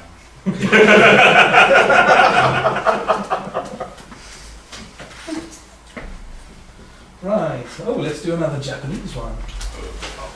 Beast Wars 2. Dirge Gun, Gigastorm, Hellscream, and Max B. Dennis. You Desperox. Nope.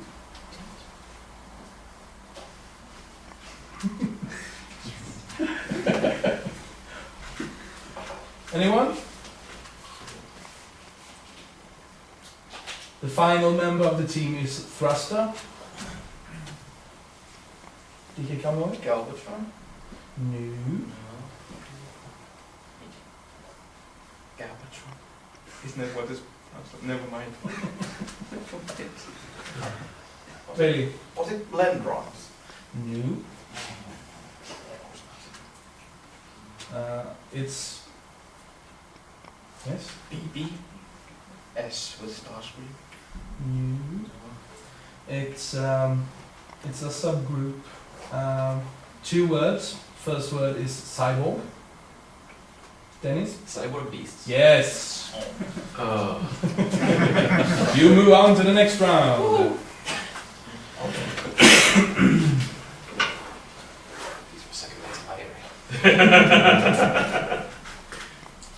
Energon.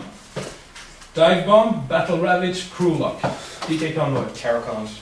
Yes, you are correct. And you move on to the next round.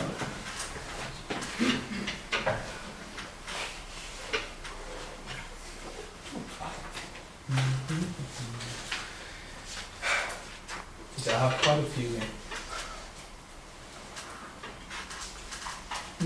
Let's do something obscure.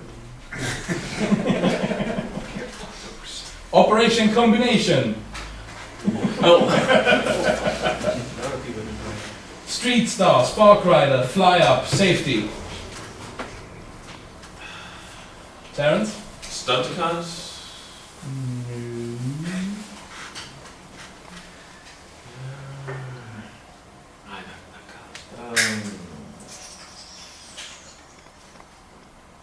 Final member is Fire Chief.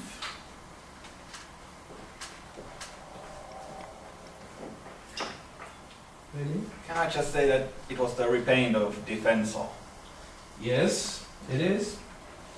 But what's its name? No, Martin, you can't play.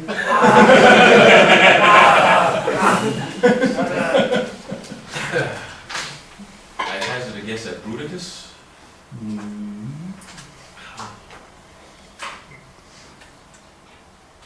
Starts with a G.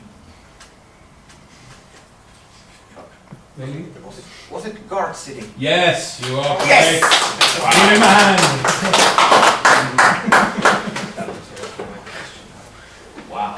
And you move on to the next round. Yes! So, we need 1 more. First. Does it? Something a bit easier, perhaps? What's wrong with obscurity? I love obscurity.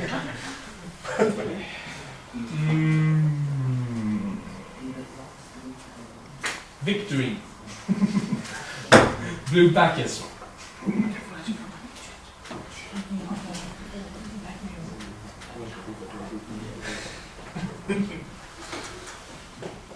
Has a partner named Black Shadow.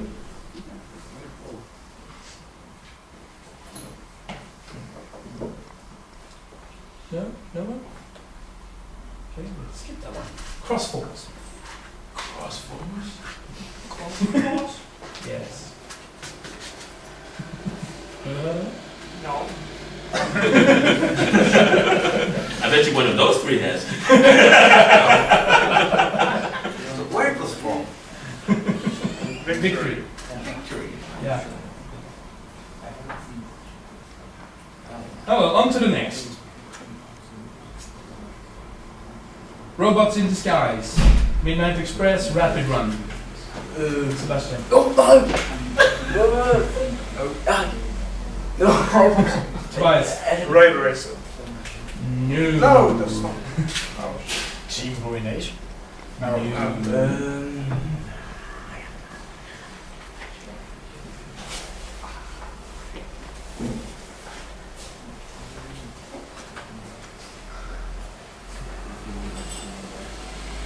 No one? I think I know, but... Rail Spike. Bullet Train Team.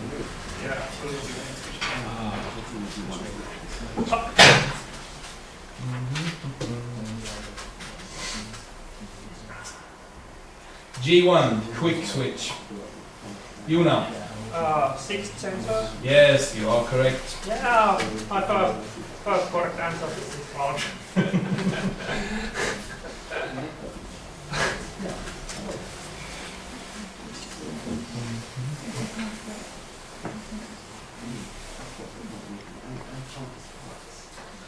Animated.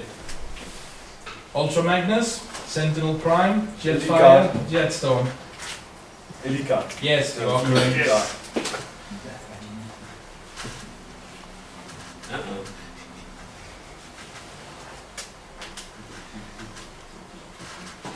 G2, Clench. Yuna. Final. Yes, you are correct. Wow.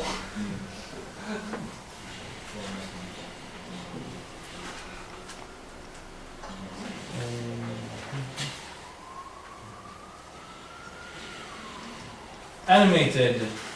Slow-mo, Angry Archer, Nanosec.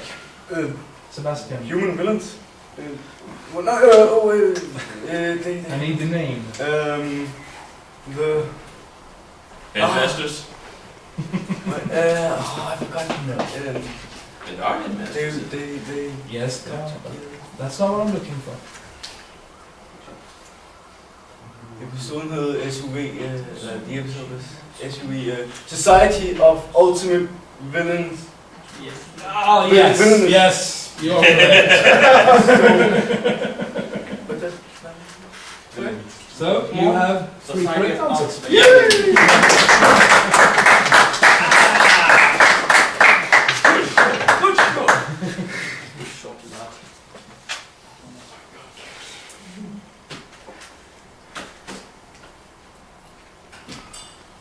Right, moving on.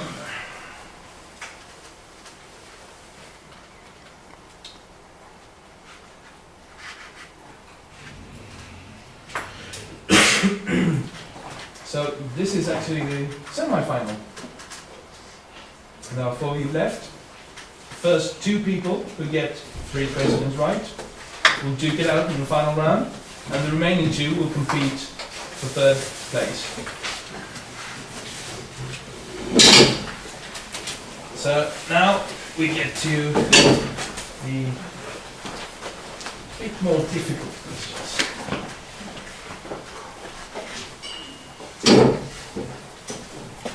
Are you ready? Excellent.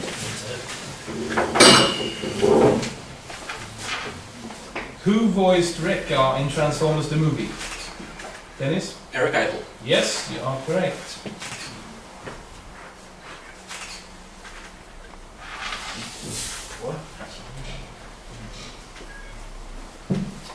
How many Transformers games were developed for the Commodore 64?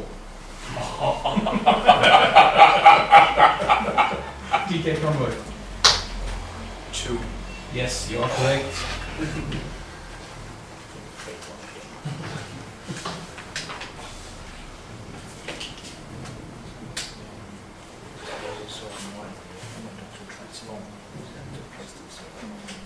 The Beast Wars 2 toy Gigastorm is a retool of which G1 toy? Dennis. Triptychon. Yes, you are correct.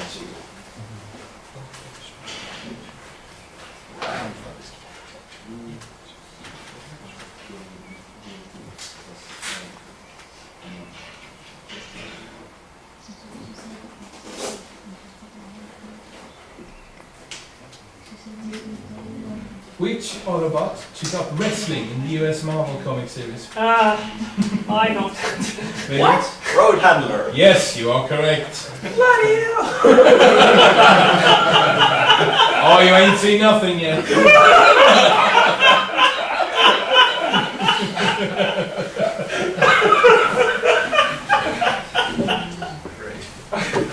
Whoa. What is the name of the last combiner toy to be released during G1? DK Conroy. Lyle Kaiser. Dennis? Monster Truck. Yes, you are correct. And you've moved on to the final.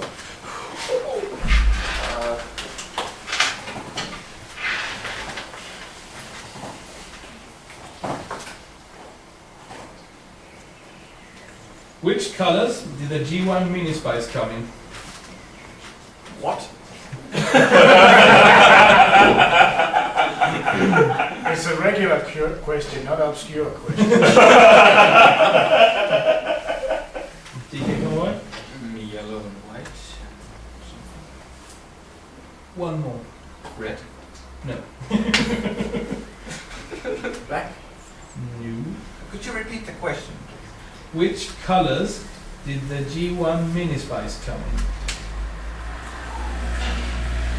We've established that there were 3 colors. DK Conroy, you first again? Yellow, white, and orange. No. Damn it. Really? White, blue, and orange.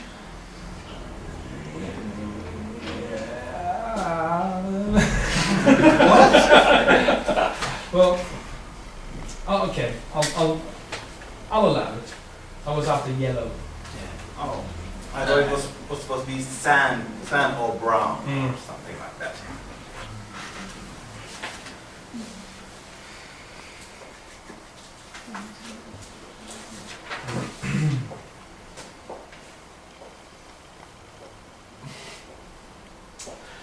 What was the main gimmick for all first series 1996 Beast Wars basic class toys?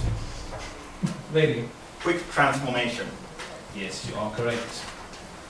That means you are our second finalist. Yes!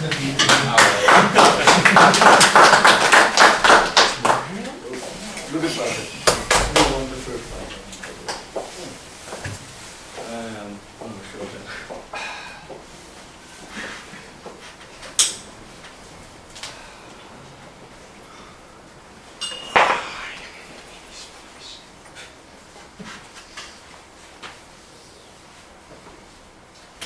Okay, so you two are competing for third prize. Oh, yes. Yes. And you will now be answering 5 questions correctly. Pushing it.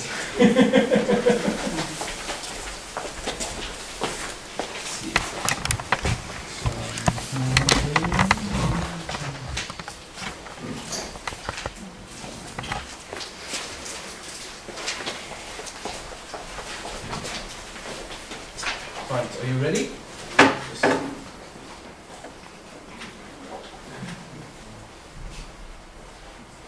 What is the name of the mini-comic that came with the Micron Legend DVDs in Japan in 2003 and 2004? DK Conway. Micromasters. No. Let's see.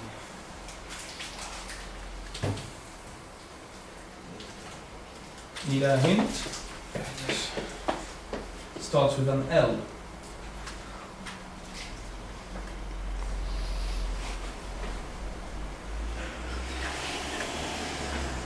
Embarrassing. Okay, time's up. Linkage. That's obvious.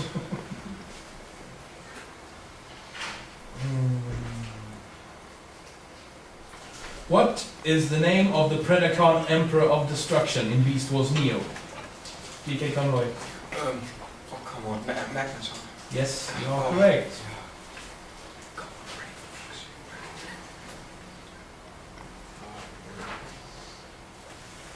Which of the following is not a city on Cybertron? Gygax, Altihex, Tigerpax, Hyvax, and Cybertropolis. DK Conroy. Hyvax? You are correct.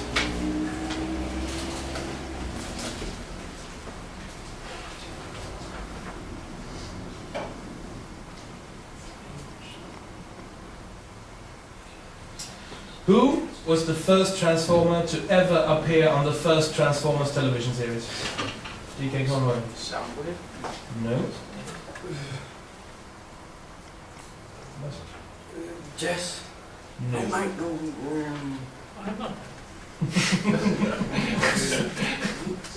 DK Conroy. Sideswipe? No.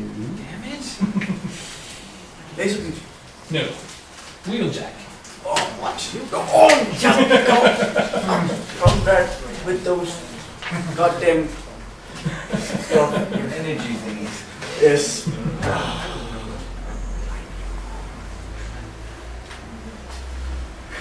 What did the Transformers slogan change into in about 1987 or so?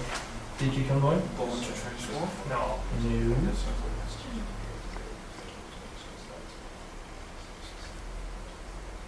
When was it? About 1987. Chillers is in the change? Damn it. 3, 2, 1, time's up. More, much more than meets the eye. Should have asked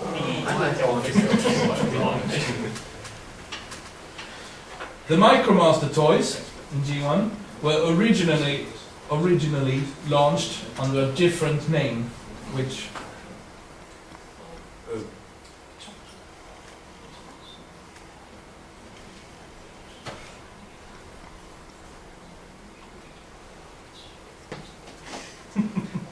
two words.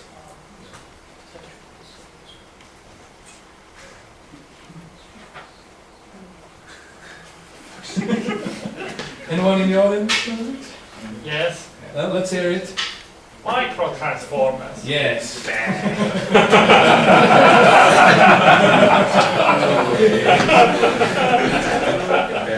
Such an obvious ripoff of Micro Machines. Yeah, obviously. Oh, let's do another easy one. What is the Spanish name for the G1 ape-face toy? DK Convoy. Face. Never mind then.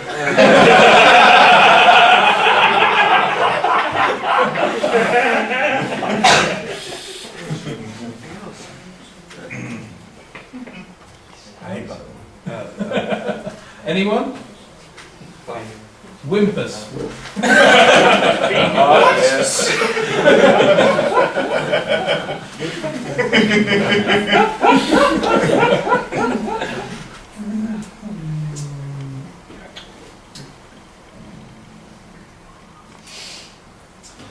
What is the name of the Cybertronian ship that Big Convoy and his crew travel in during Beast Wars Neo? John. It's called John. Jeff.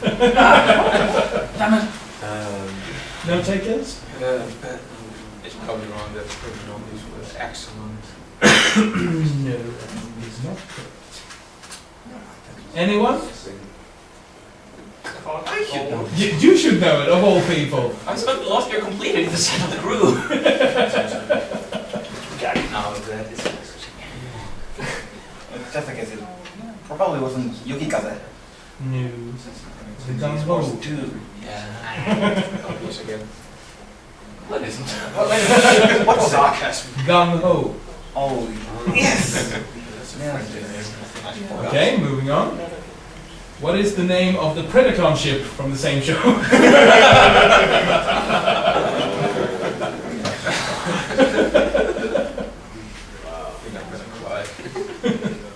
But I said you were going to work hard for your prizes. Yeah, right. I see that. I feel that. Well, it's exclusive stuff, so. I can't just give it away. Anyone? No? Anyone in the audience? No? Dinosaur. There's a dead spaceship dinosaur. The Predacons. Who needs a specific gun for? Obviously, Maximals. Okay, back to Cybertrons and Destrons. Okay, back to G1. PARD is a British defense system from the original Marvel Generation 1 comic. But what does PARD stand for?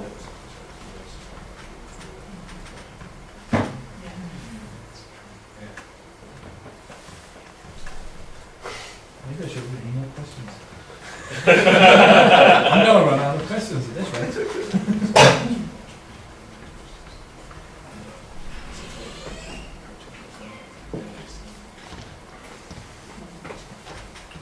No takers? Anyone? Huh? Cornell's auto reverse defense.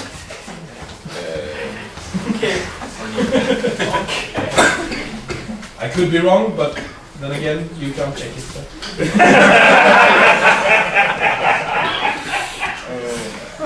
Right, next question. What accessories were included with the Energon Shocktron toy? DK Convoy. 2 missiles. Yes, you are correct. Projectiles. They fluctuate. Lose them.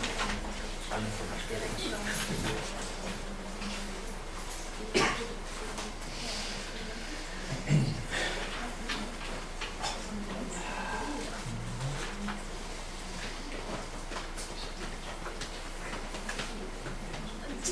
Name at least 2 size classes of toys, like deluxe, for instance. Wait. Like deluxe, that were used during Beast Wars, but are not used officially anymore. DK Convoy. Not used to fucking. No. Omega. Sebastian. And Super. yes, you are correct. Because that's Inferno. Omega. I need that Inferno. Right, there are a total of 6 Transformers franchises that start with the word Beast. 2 American and 4 Japanese. Name them. DK Convoy. Beast Wars. Yes. Beast Machines. Yes. Beast Wars Second. Yes. Beast Wars Neo. Yes. Who was the 6? Yes. You said, And 2 more. look at this. Car robots. New. Yeah, Predacons. New. I know, it begins with B's. Oh yeah, true that. Beast Wars, Beast Machines, Beast Wars Second, Beast Wars New, Beast Wars Return. Yes. One more.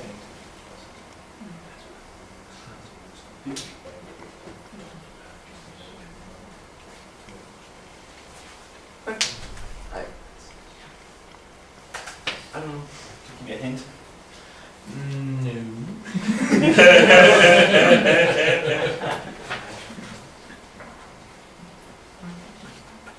Well, if I say trans...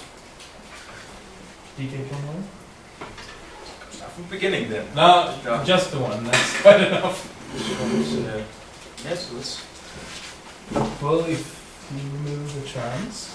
It's just metals. Yes. That's fine. And return.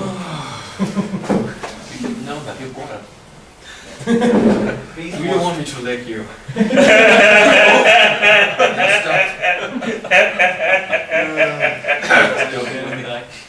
right. It's actually pretty embarrassing to think of it. In Transformers Animated, what was the name of the nanotech-infused bruiser who beefed up by charging 2 big electrodes on his back? DK Convoy. Cyrus the Colossal Brute. You are correct. Yeah. And that means you are our 3rd place winner. Well done. Wow. So, should we hand out the prizes now, or should we do them all at once later? All at once. All at once. Okay, dokie. Depending on how fast we get first and second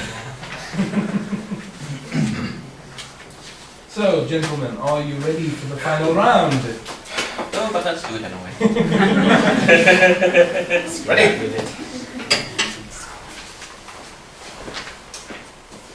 Well, let me just say that the final questions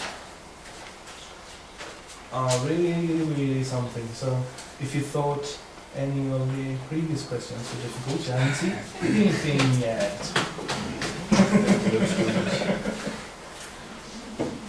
Now, I need you to take a piece of paper each.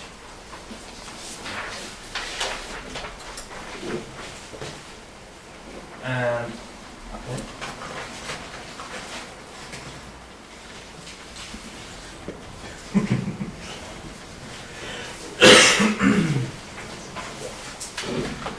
and the rules for this final round is that I will ask a total of 5 questions. No more, no less, just 5 questions. And I want you to write the answers down without saying them out loud. The one who gets the most correct answers is the winner. You ready?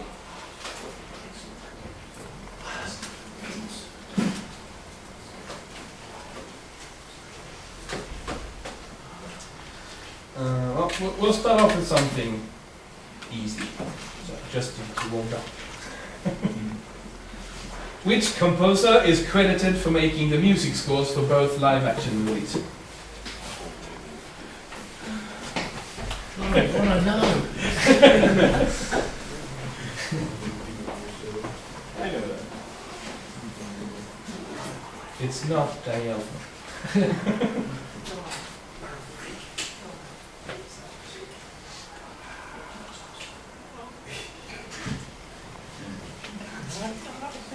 I've heard it somewhere.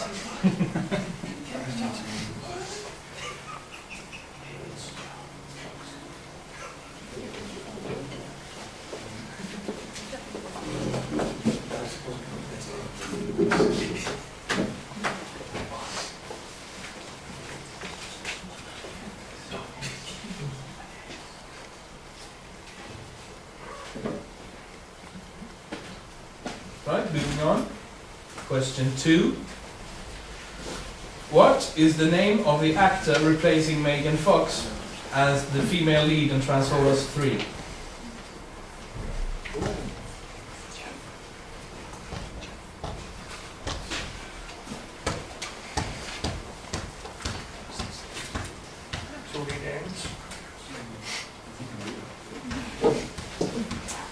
Does it have to be correctly spelled? No. Just as long as I can tell what it's supposed to be. Just write John on Jeff. Question 3. In what way are Transformers director Michael Bay and Star Trek actor Leonard Nimoy, who also voiced Galvatron in the 1986 movie, related? Oh, no. In what way are they related?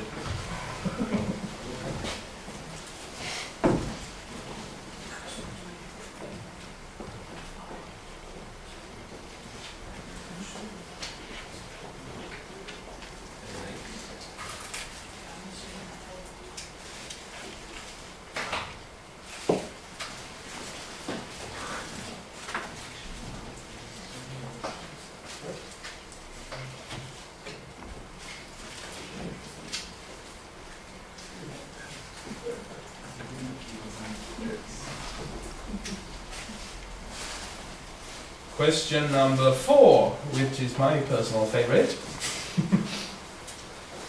What is the name of the Beast Wars game released for Game Boy Color in Japan?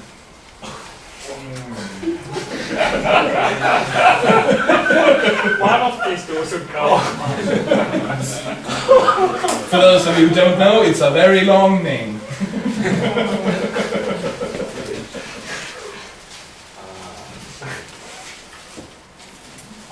I can also tell you, when Martin saw the questions I've written, he didn't know a single one.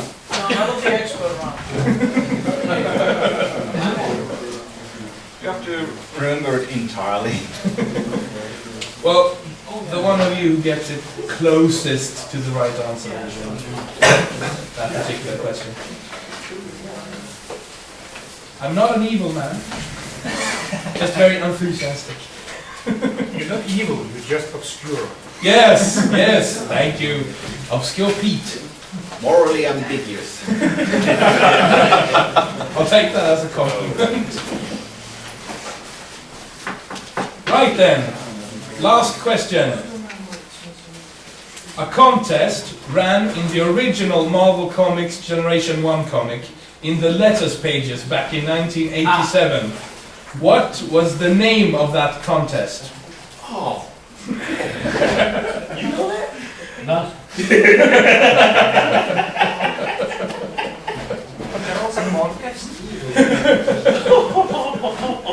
Do you know it, Klaus? Yeah.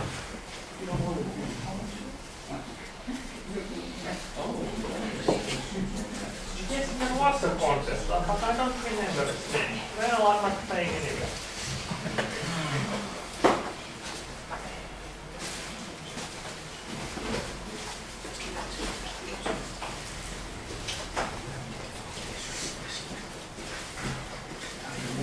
Okay, gentlemen, time's up. Give me your answers. Should I be impartial co-judge? Good idea, good idea. Dennis, thank you. What made you that first? Thank you. I have the correct answer there. I remember.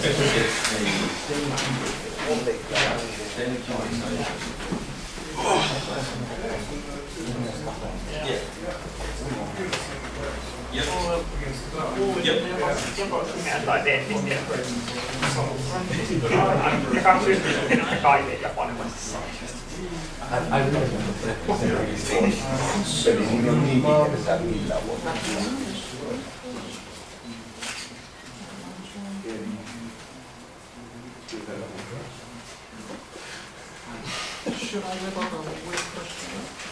No. I have plenty. Size range, range. We have a draw! Both got one question also correctly. So, would you like to know the correct answers before we move to the elimination round? Yeah. Right, first question was, which composer did the music for the live-action movies? And that's Steve Jablonski. The name of the actor replacing Megan Fox in Transformers 3 is Rosie Huntington-Whiteley. And in what way are Michael Bay and Leonard Nimoy related? Nimoy is married to Susan Bay, who is Michael Bay's cousin.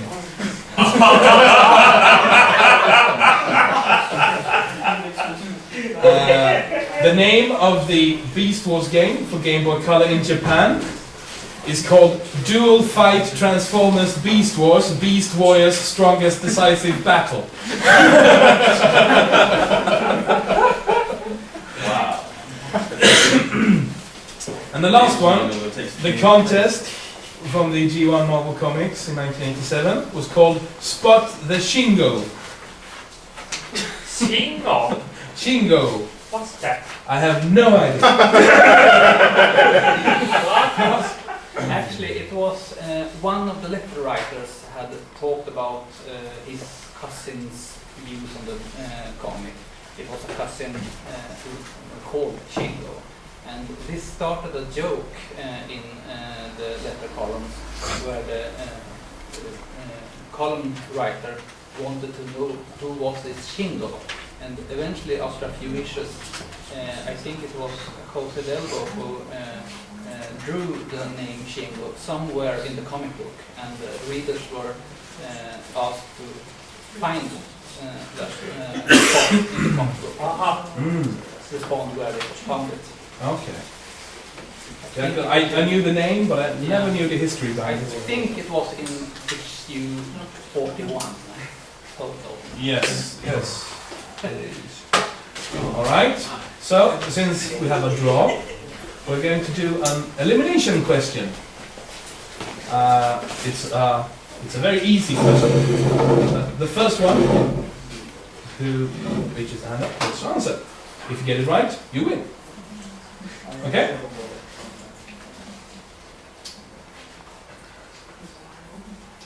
Who voiced Waspinator in Beast Wars? Lady.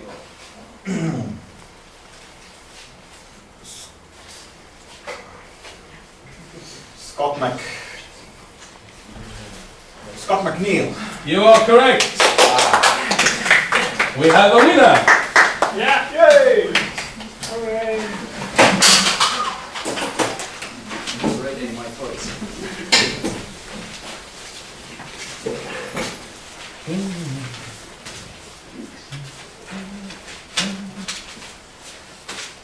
So I'm guessing you will be wanting some prizes.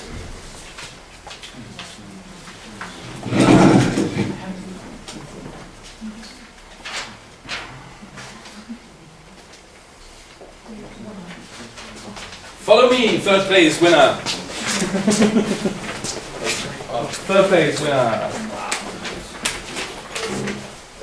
That would be you. You said first place, excuse me. Third. Well.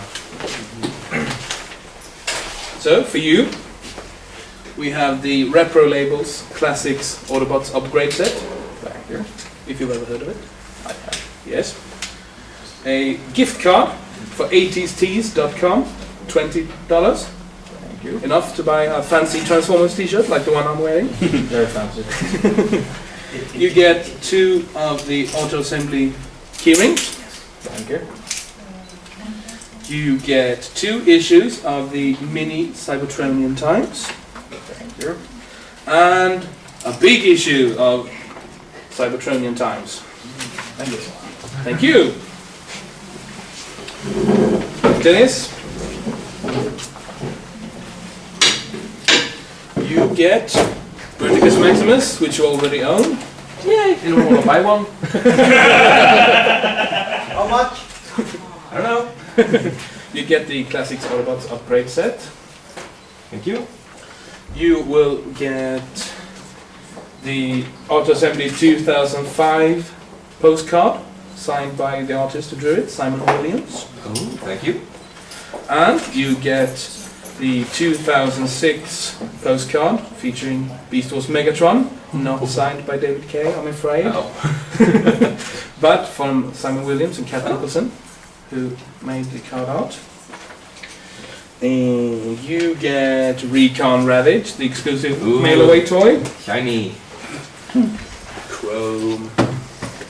And you get 2 issues of the Cybertronian Times. Yay, thank you.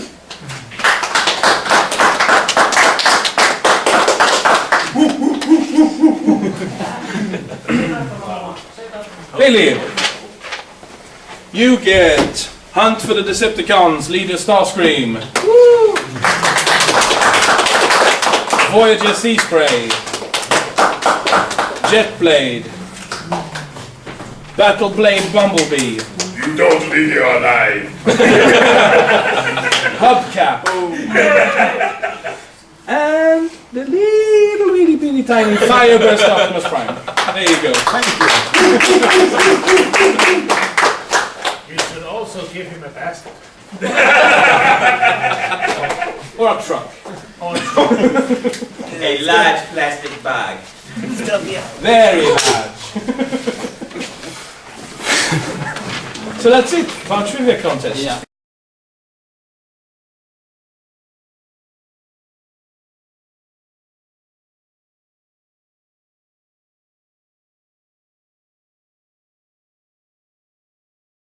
Okay, so we have 1 competitor, 2, we need more people over here. Not really good at this, but I'm still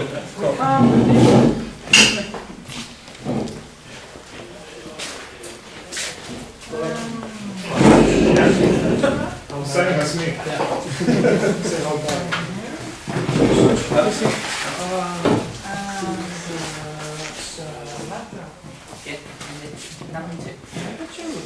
That's 180.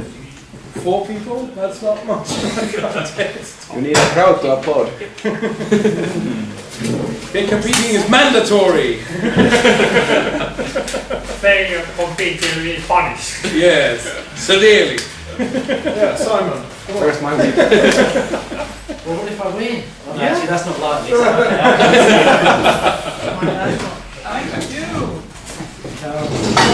You two, stop training and come win stuff. Winning is You're such an angry young man. No, I'm very, very vicious happy. young man, as Alice Cooper says. It's as I said before, I'm very enthusiastic. I can't even participate. I know all the answers. You know. No, you don't. Bullseye. I'm in. What do I need to do? Oh, grab a seat, pen, paper. Oh, come on, you three. Jesus. You've got to be kidding me. Oh, I just said it's outside metal, I don't know anything. What's It's fun. Okay. What's more metal than giant Whatever. robots? What's more metal than giant robots? Come on, Billy, you need to win more stuff. I know it. Grab a seat there next to Martin.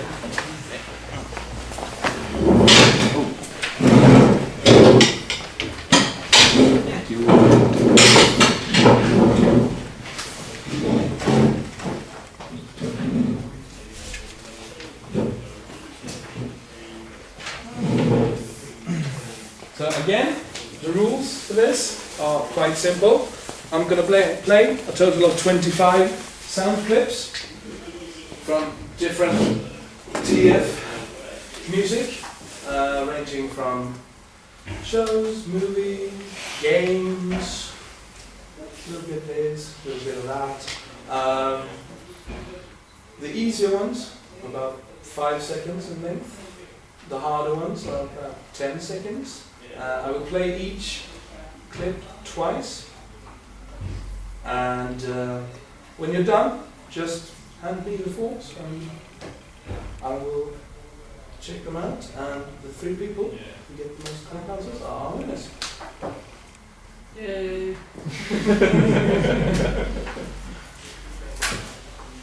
So now bear with me.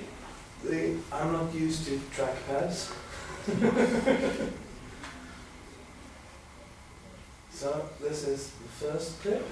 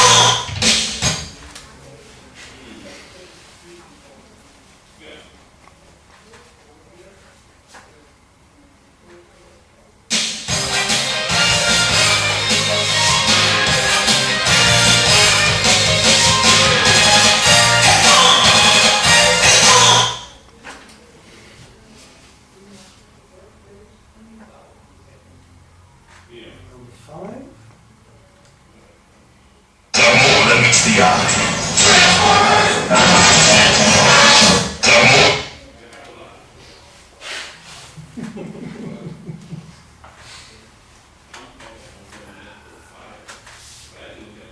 Limits the eye.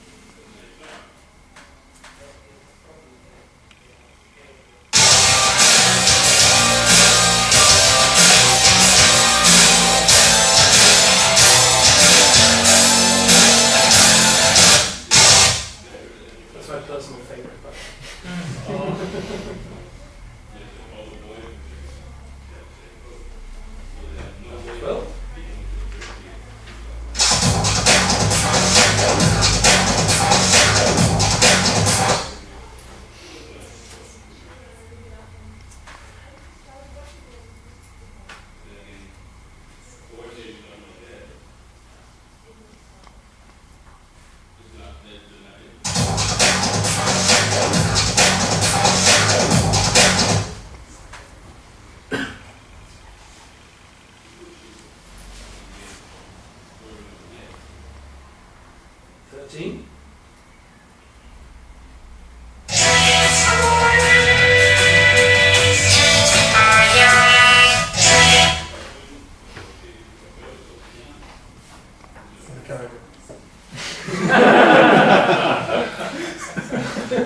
When are the hard ones coming?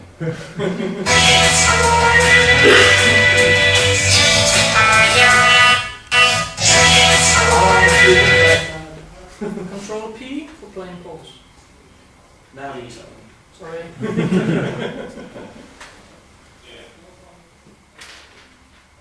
14.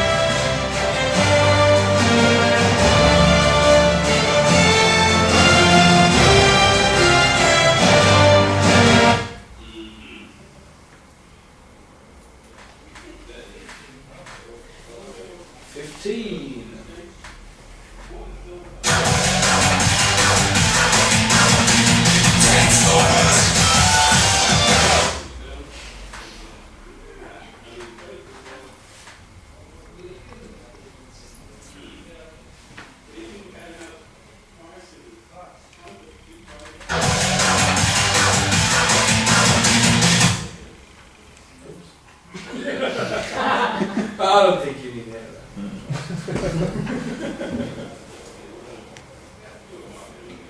Okay, number 16.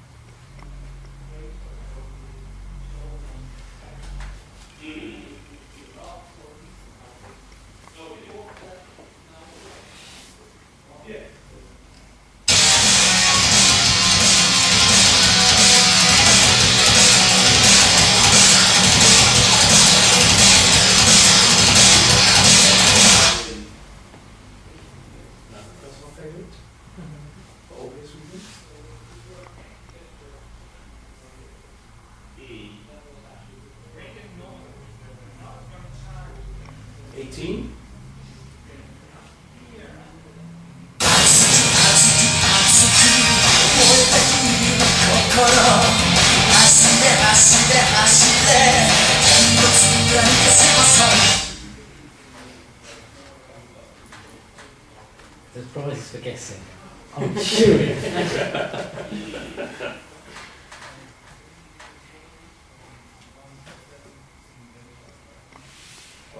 I have to tell you, I don't know all of these by myself, so I do have the correct answers. Cheetah. Yeah, well, I can't really remember this. Cheetah.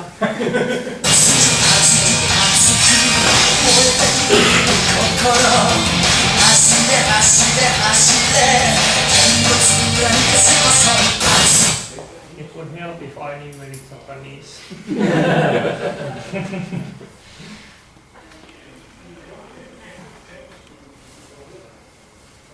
19.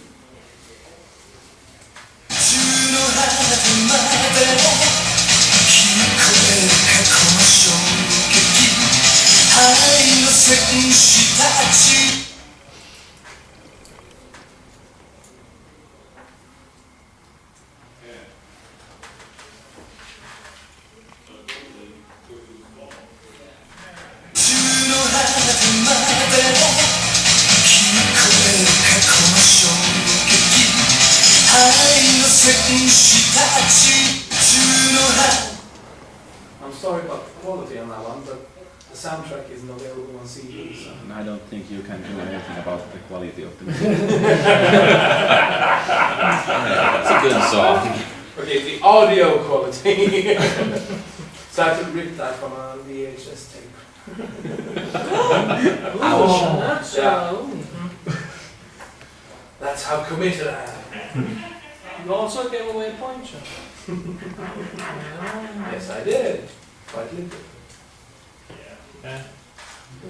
Right, 20, come on. Only 5 more to go. 6. Yeah. Almost.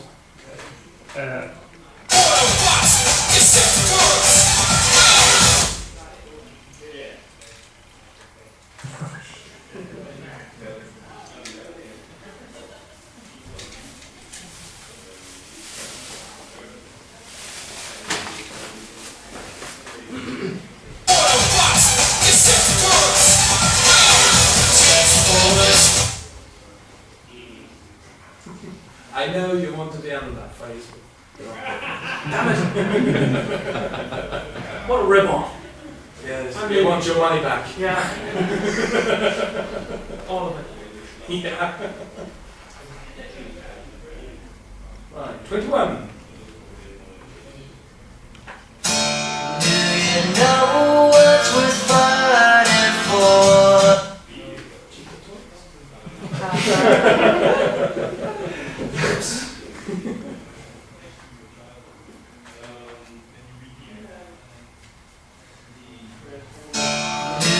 Know what's worth fighting for.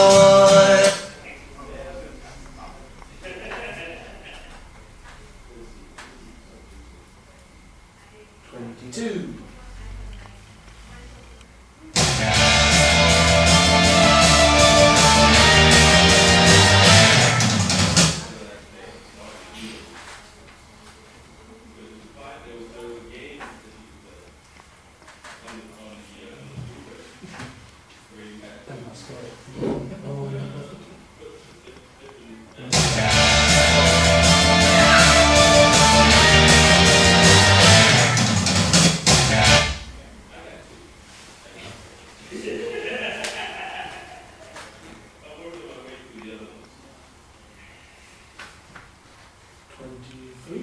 Bingo. Oh, what are we playing? Sorry. My bad.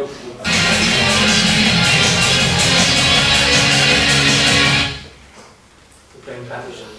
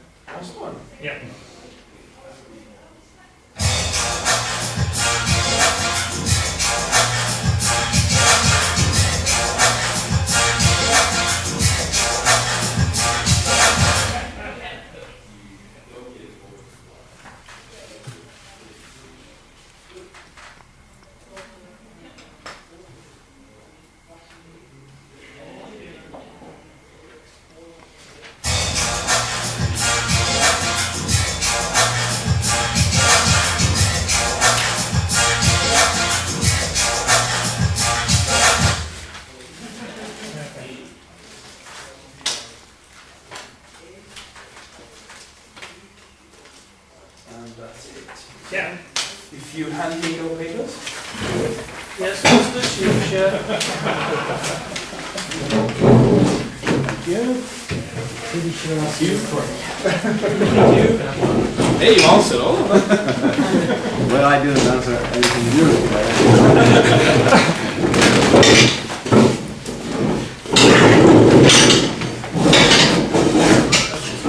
So, while I'm correcting these, buy more stuff. Talk to Simon, buy more sprigs. Check out the toy display. Yeah. You know that. Yes. Signed. It's Nicholas. Yeah. It is that time. Fine. Great meeting. You too. Thanks again. So, And see you again. third place winner. We be in touch. We'll be in touch. Good seeing you, man. You too. Well, yeah. Have a safe trip home, man. Thank you. It's been cool. Yeah. See you again. Yeah. Catch you next time around. You gotta pop in on the forums. Thanks for coming. Oh, of course. Right, third place winner would have been Martin, except for that he can't actually compete.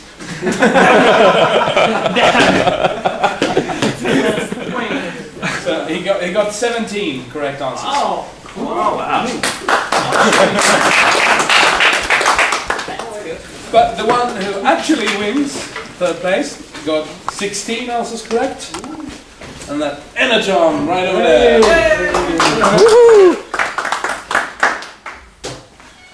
And the runner-up got 20 correct answers. Where is he? Oh, the man down there who picked all the unreleased 2010 toys earlier. Yay!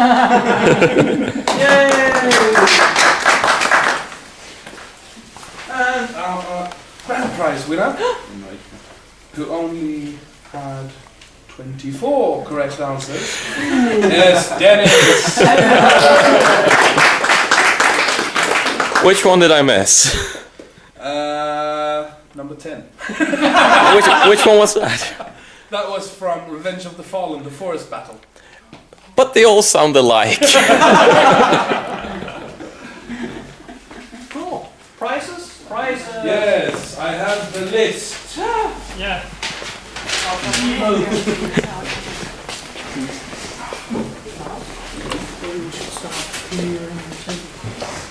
Okay.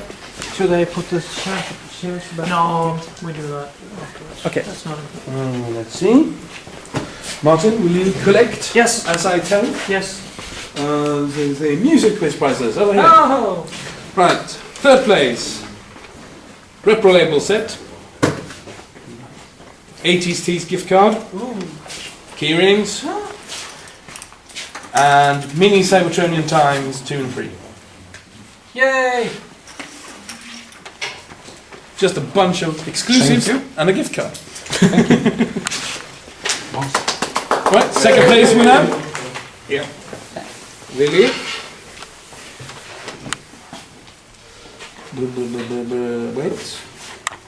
Wait, I got it all wrong. Oh. No, I didn't. I'm tired. Yeah.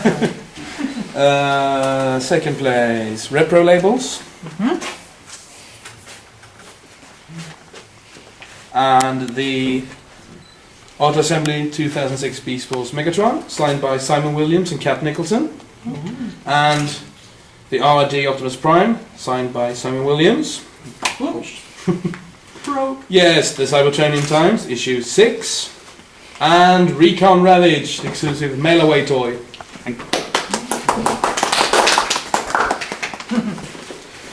And for Dennis, look, another British sponsor. Anyone want to buy this one? And this is 10 kroner. no. 5 then. Universe Superion, which I think you have as well. Yeah. Yes. Anyone want to buy that? This I can guarantee that you don't have. This is Greg Berger's audiobook, the voice of G1 Grimlock, and Skyfire and others. Think Globally, Act Vocally, and it's a really good book. I bought a copy from the man himself last year when I met him at Auto Assembly. It's a really good book, so I think you will enjoy that. And also the Autobot Ambush 2-pack. Crunch. Yes. And this is a Walmart exclusive, by the way, so it will probably never be available in the Nordic. like most of the things we've given away so far. Yep. Cool. Excellent. Yay! Yay! Yes. Right. 7 o'clock marks when we have dinner.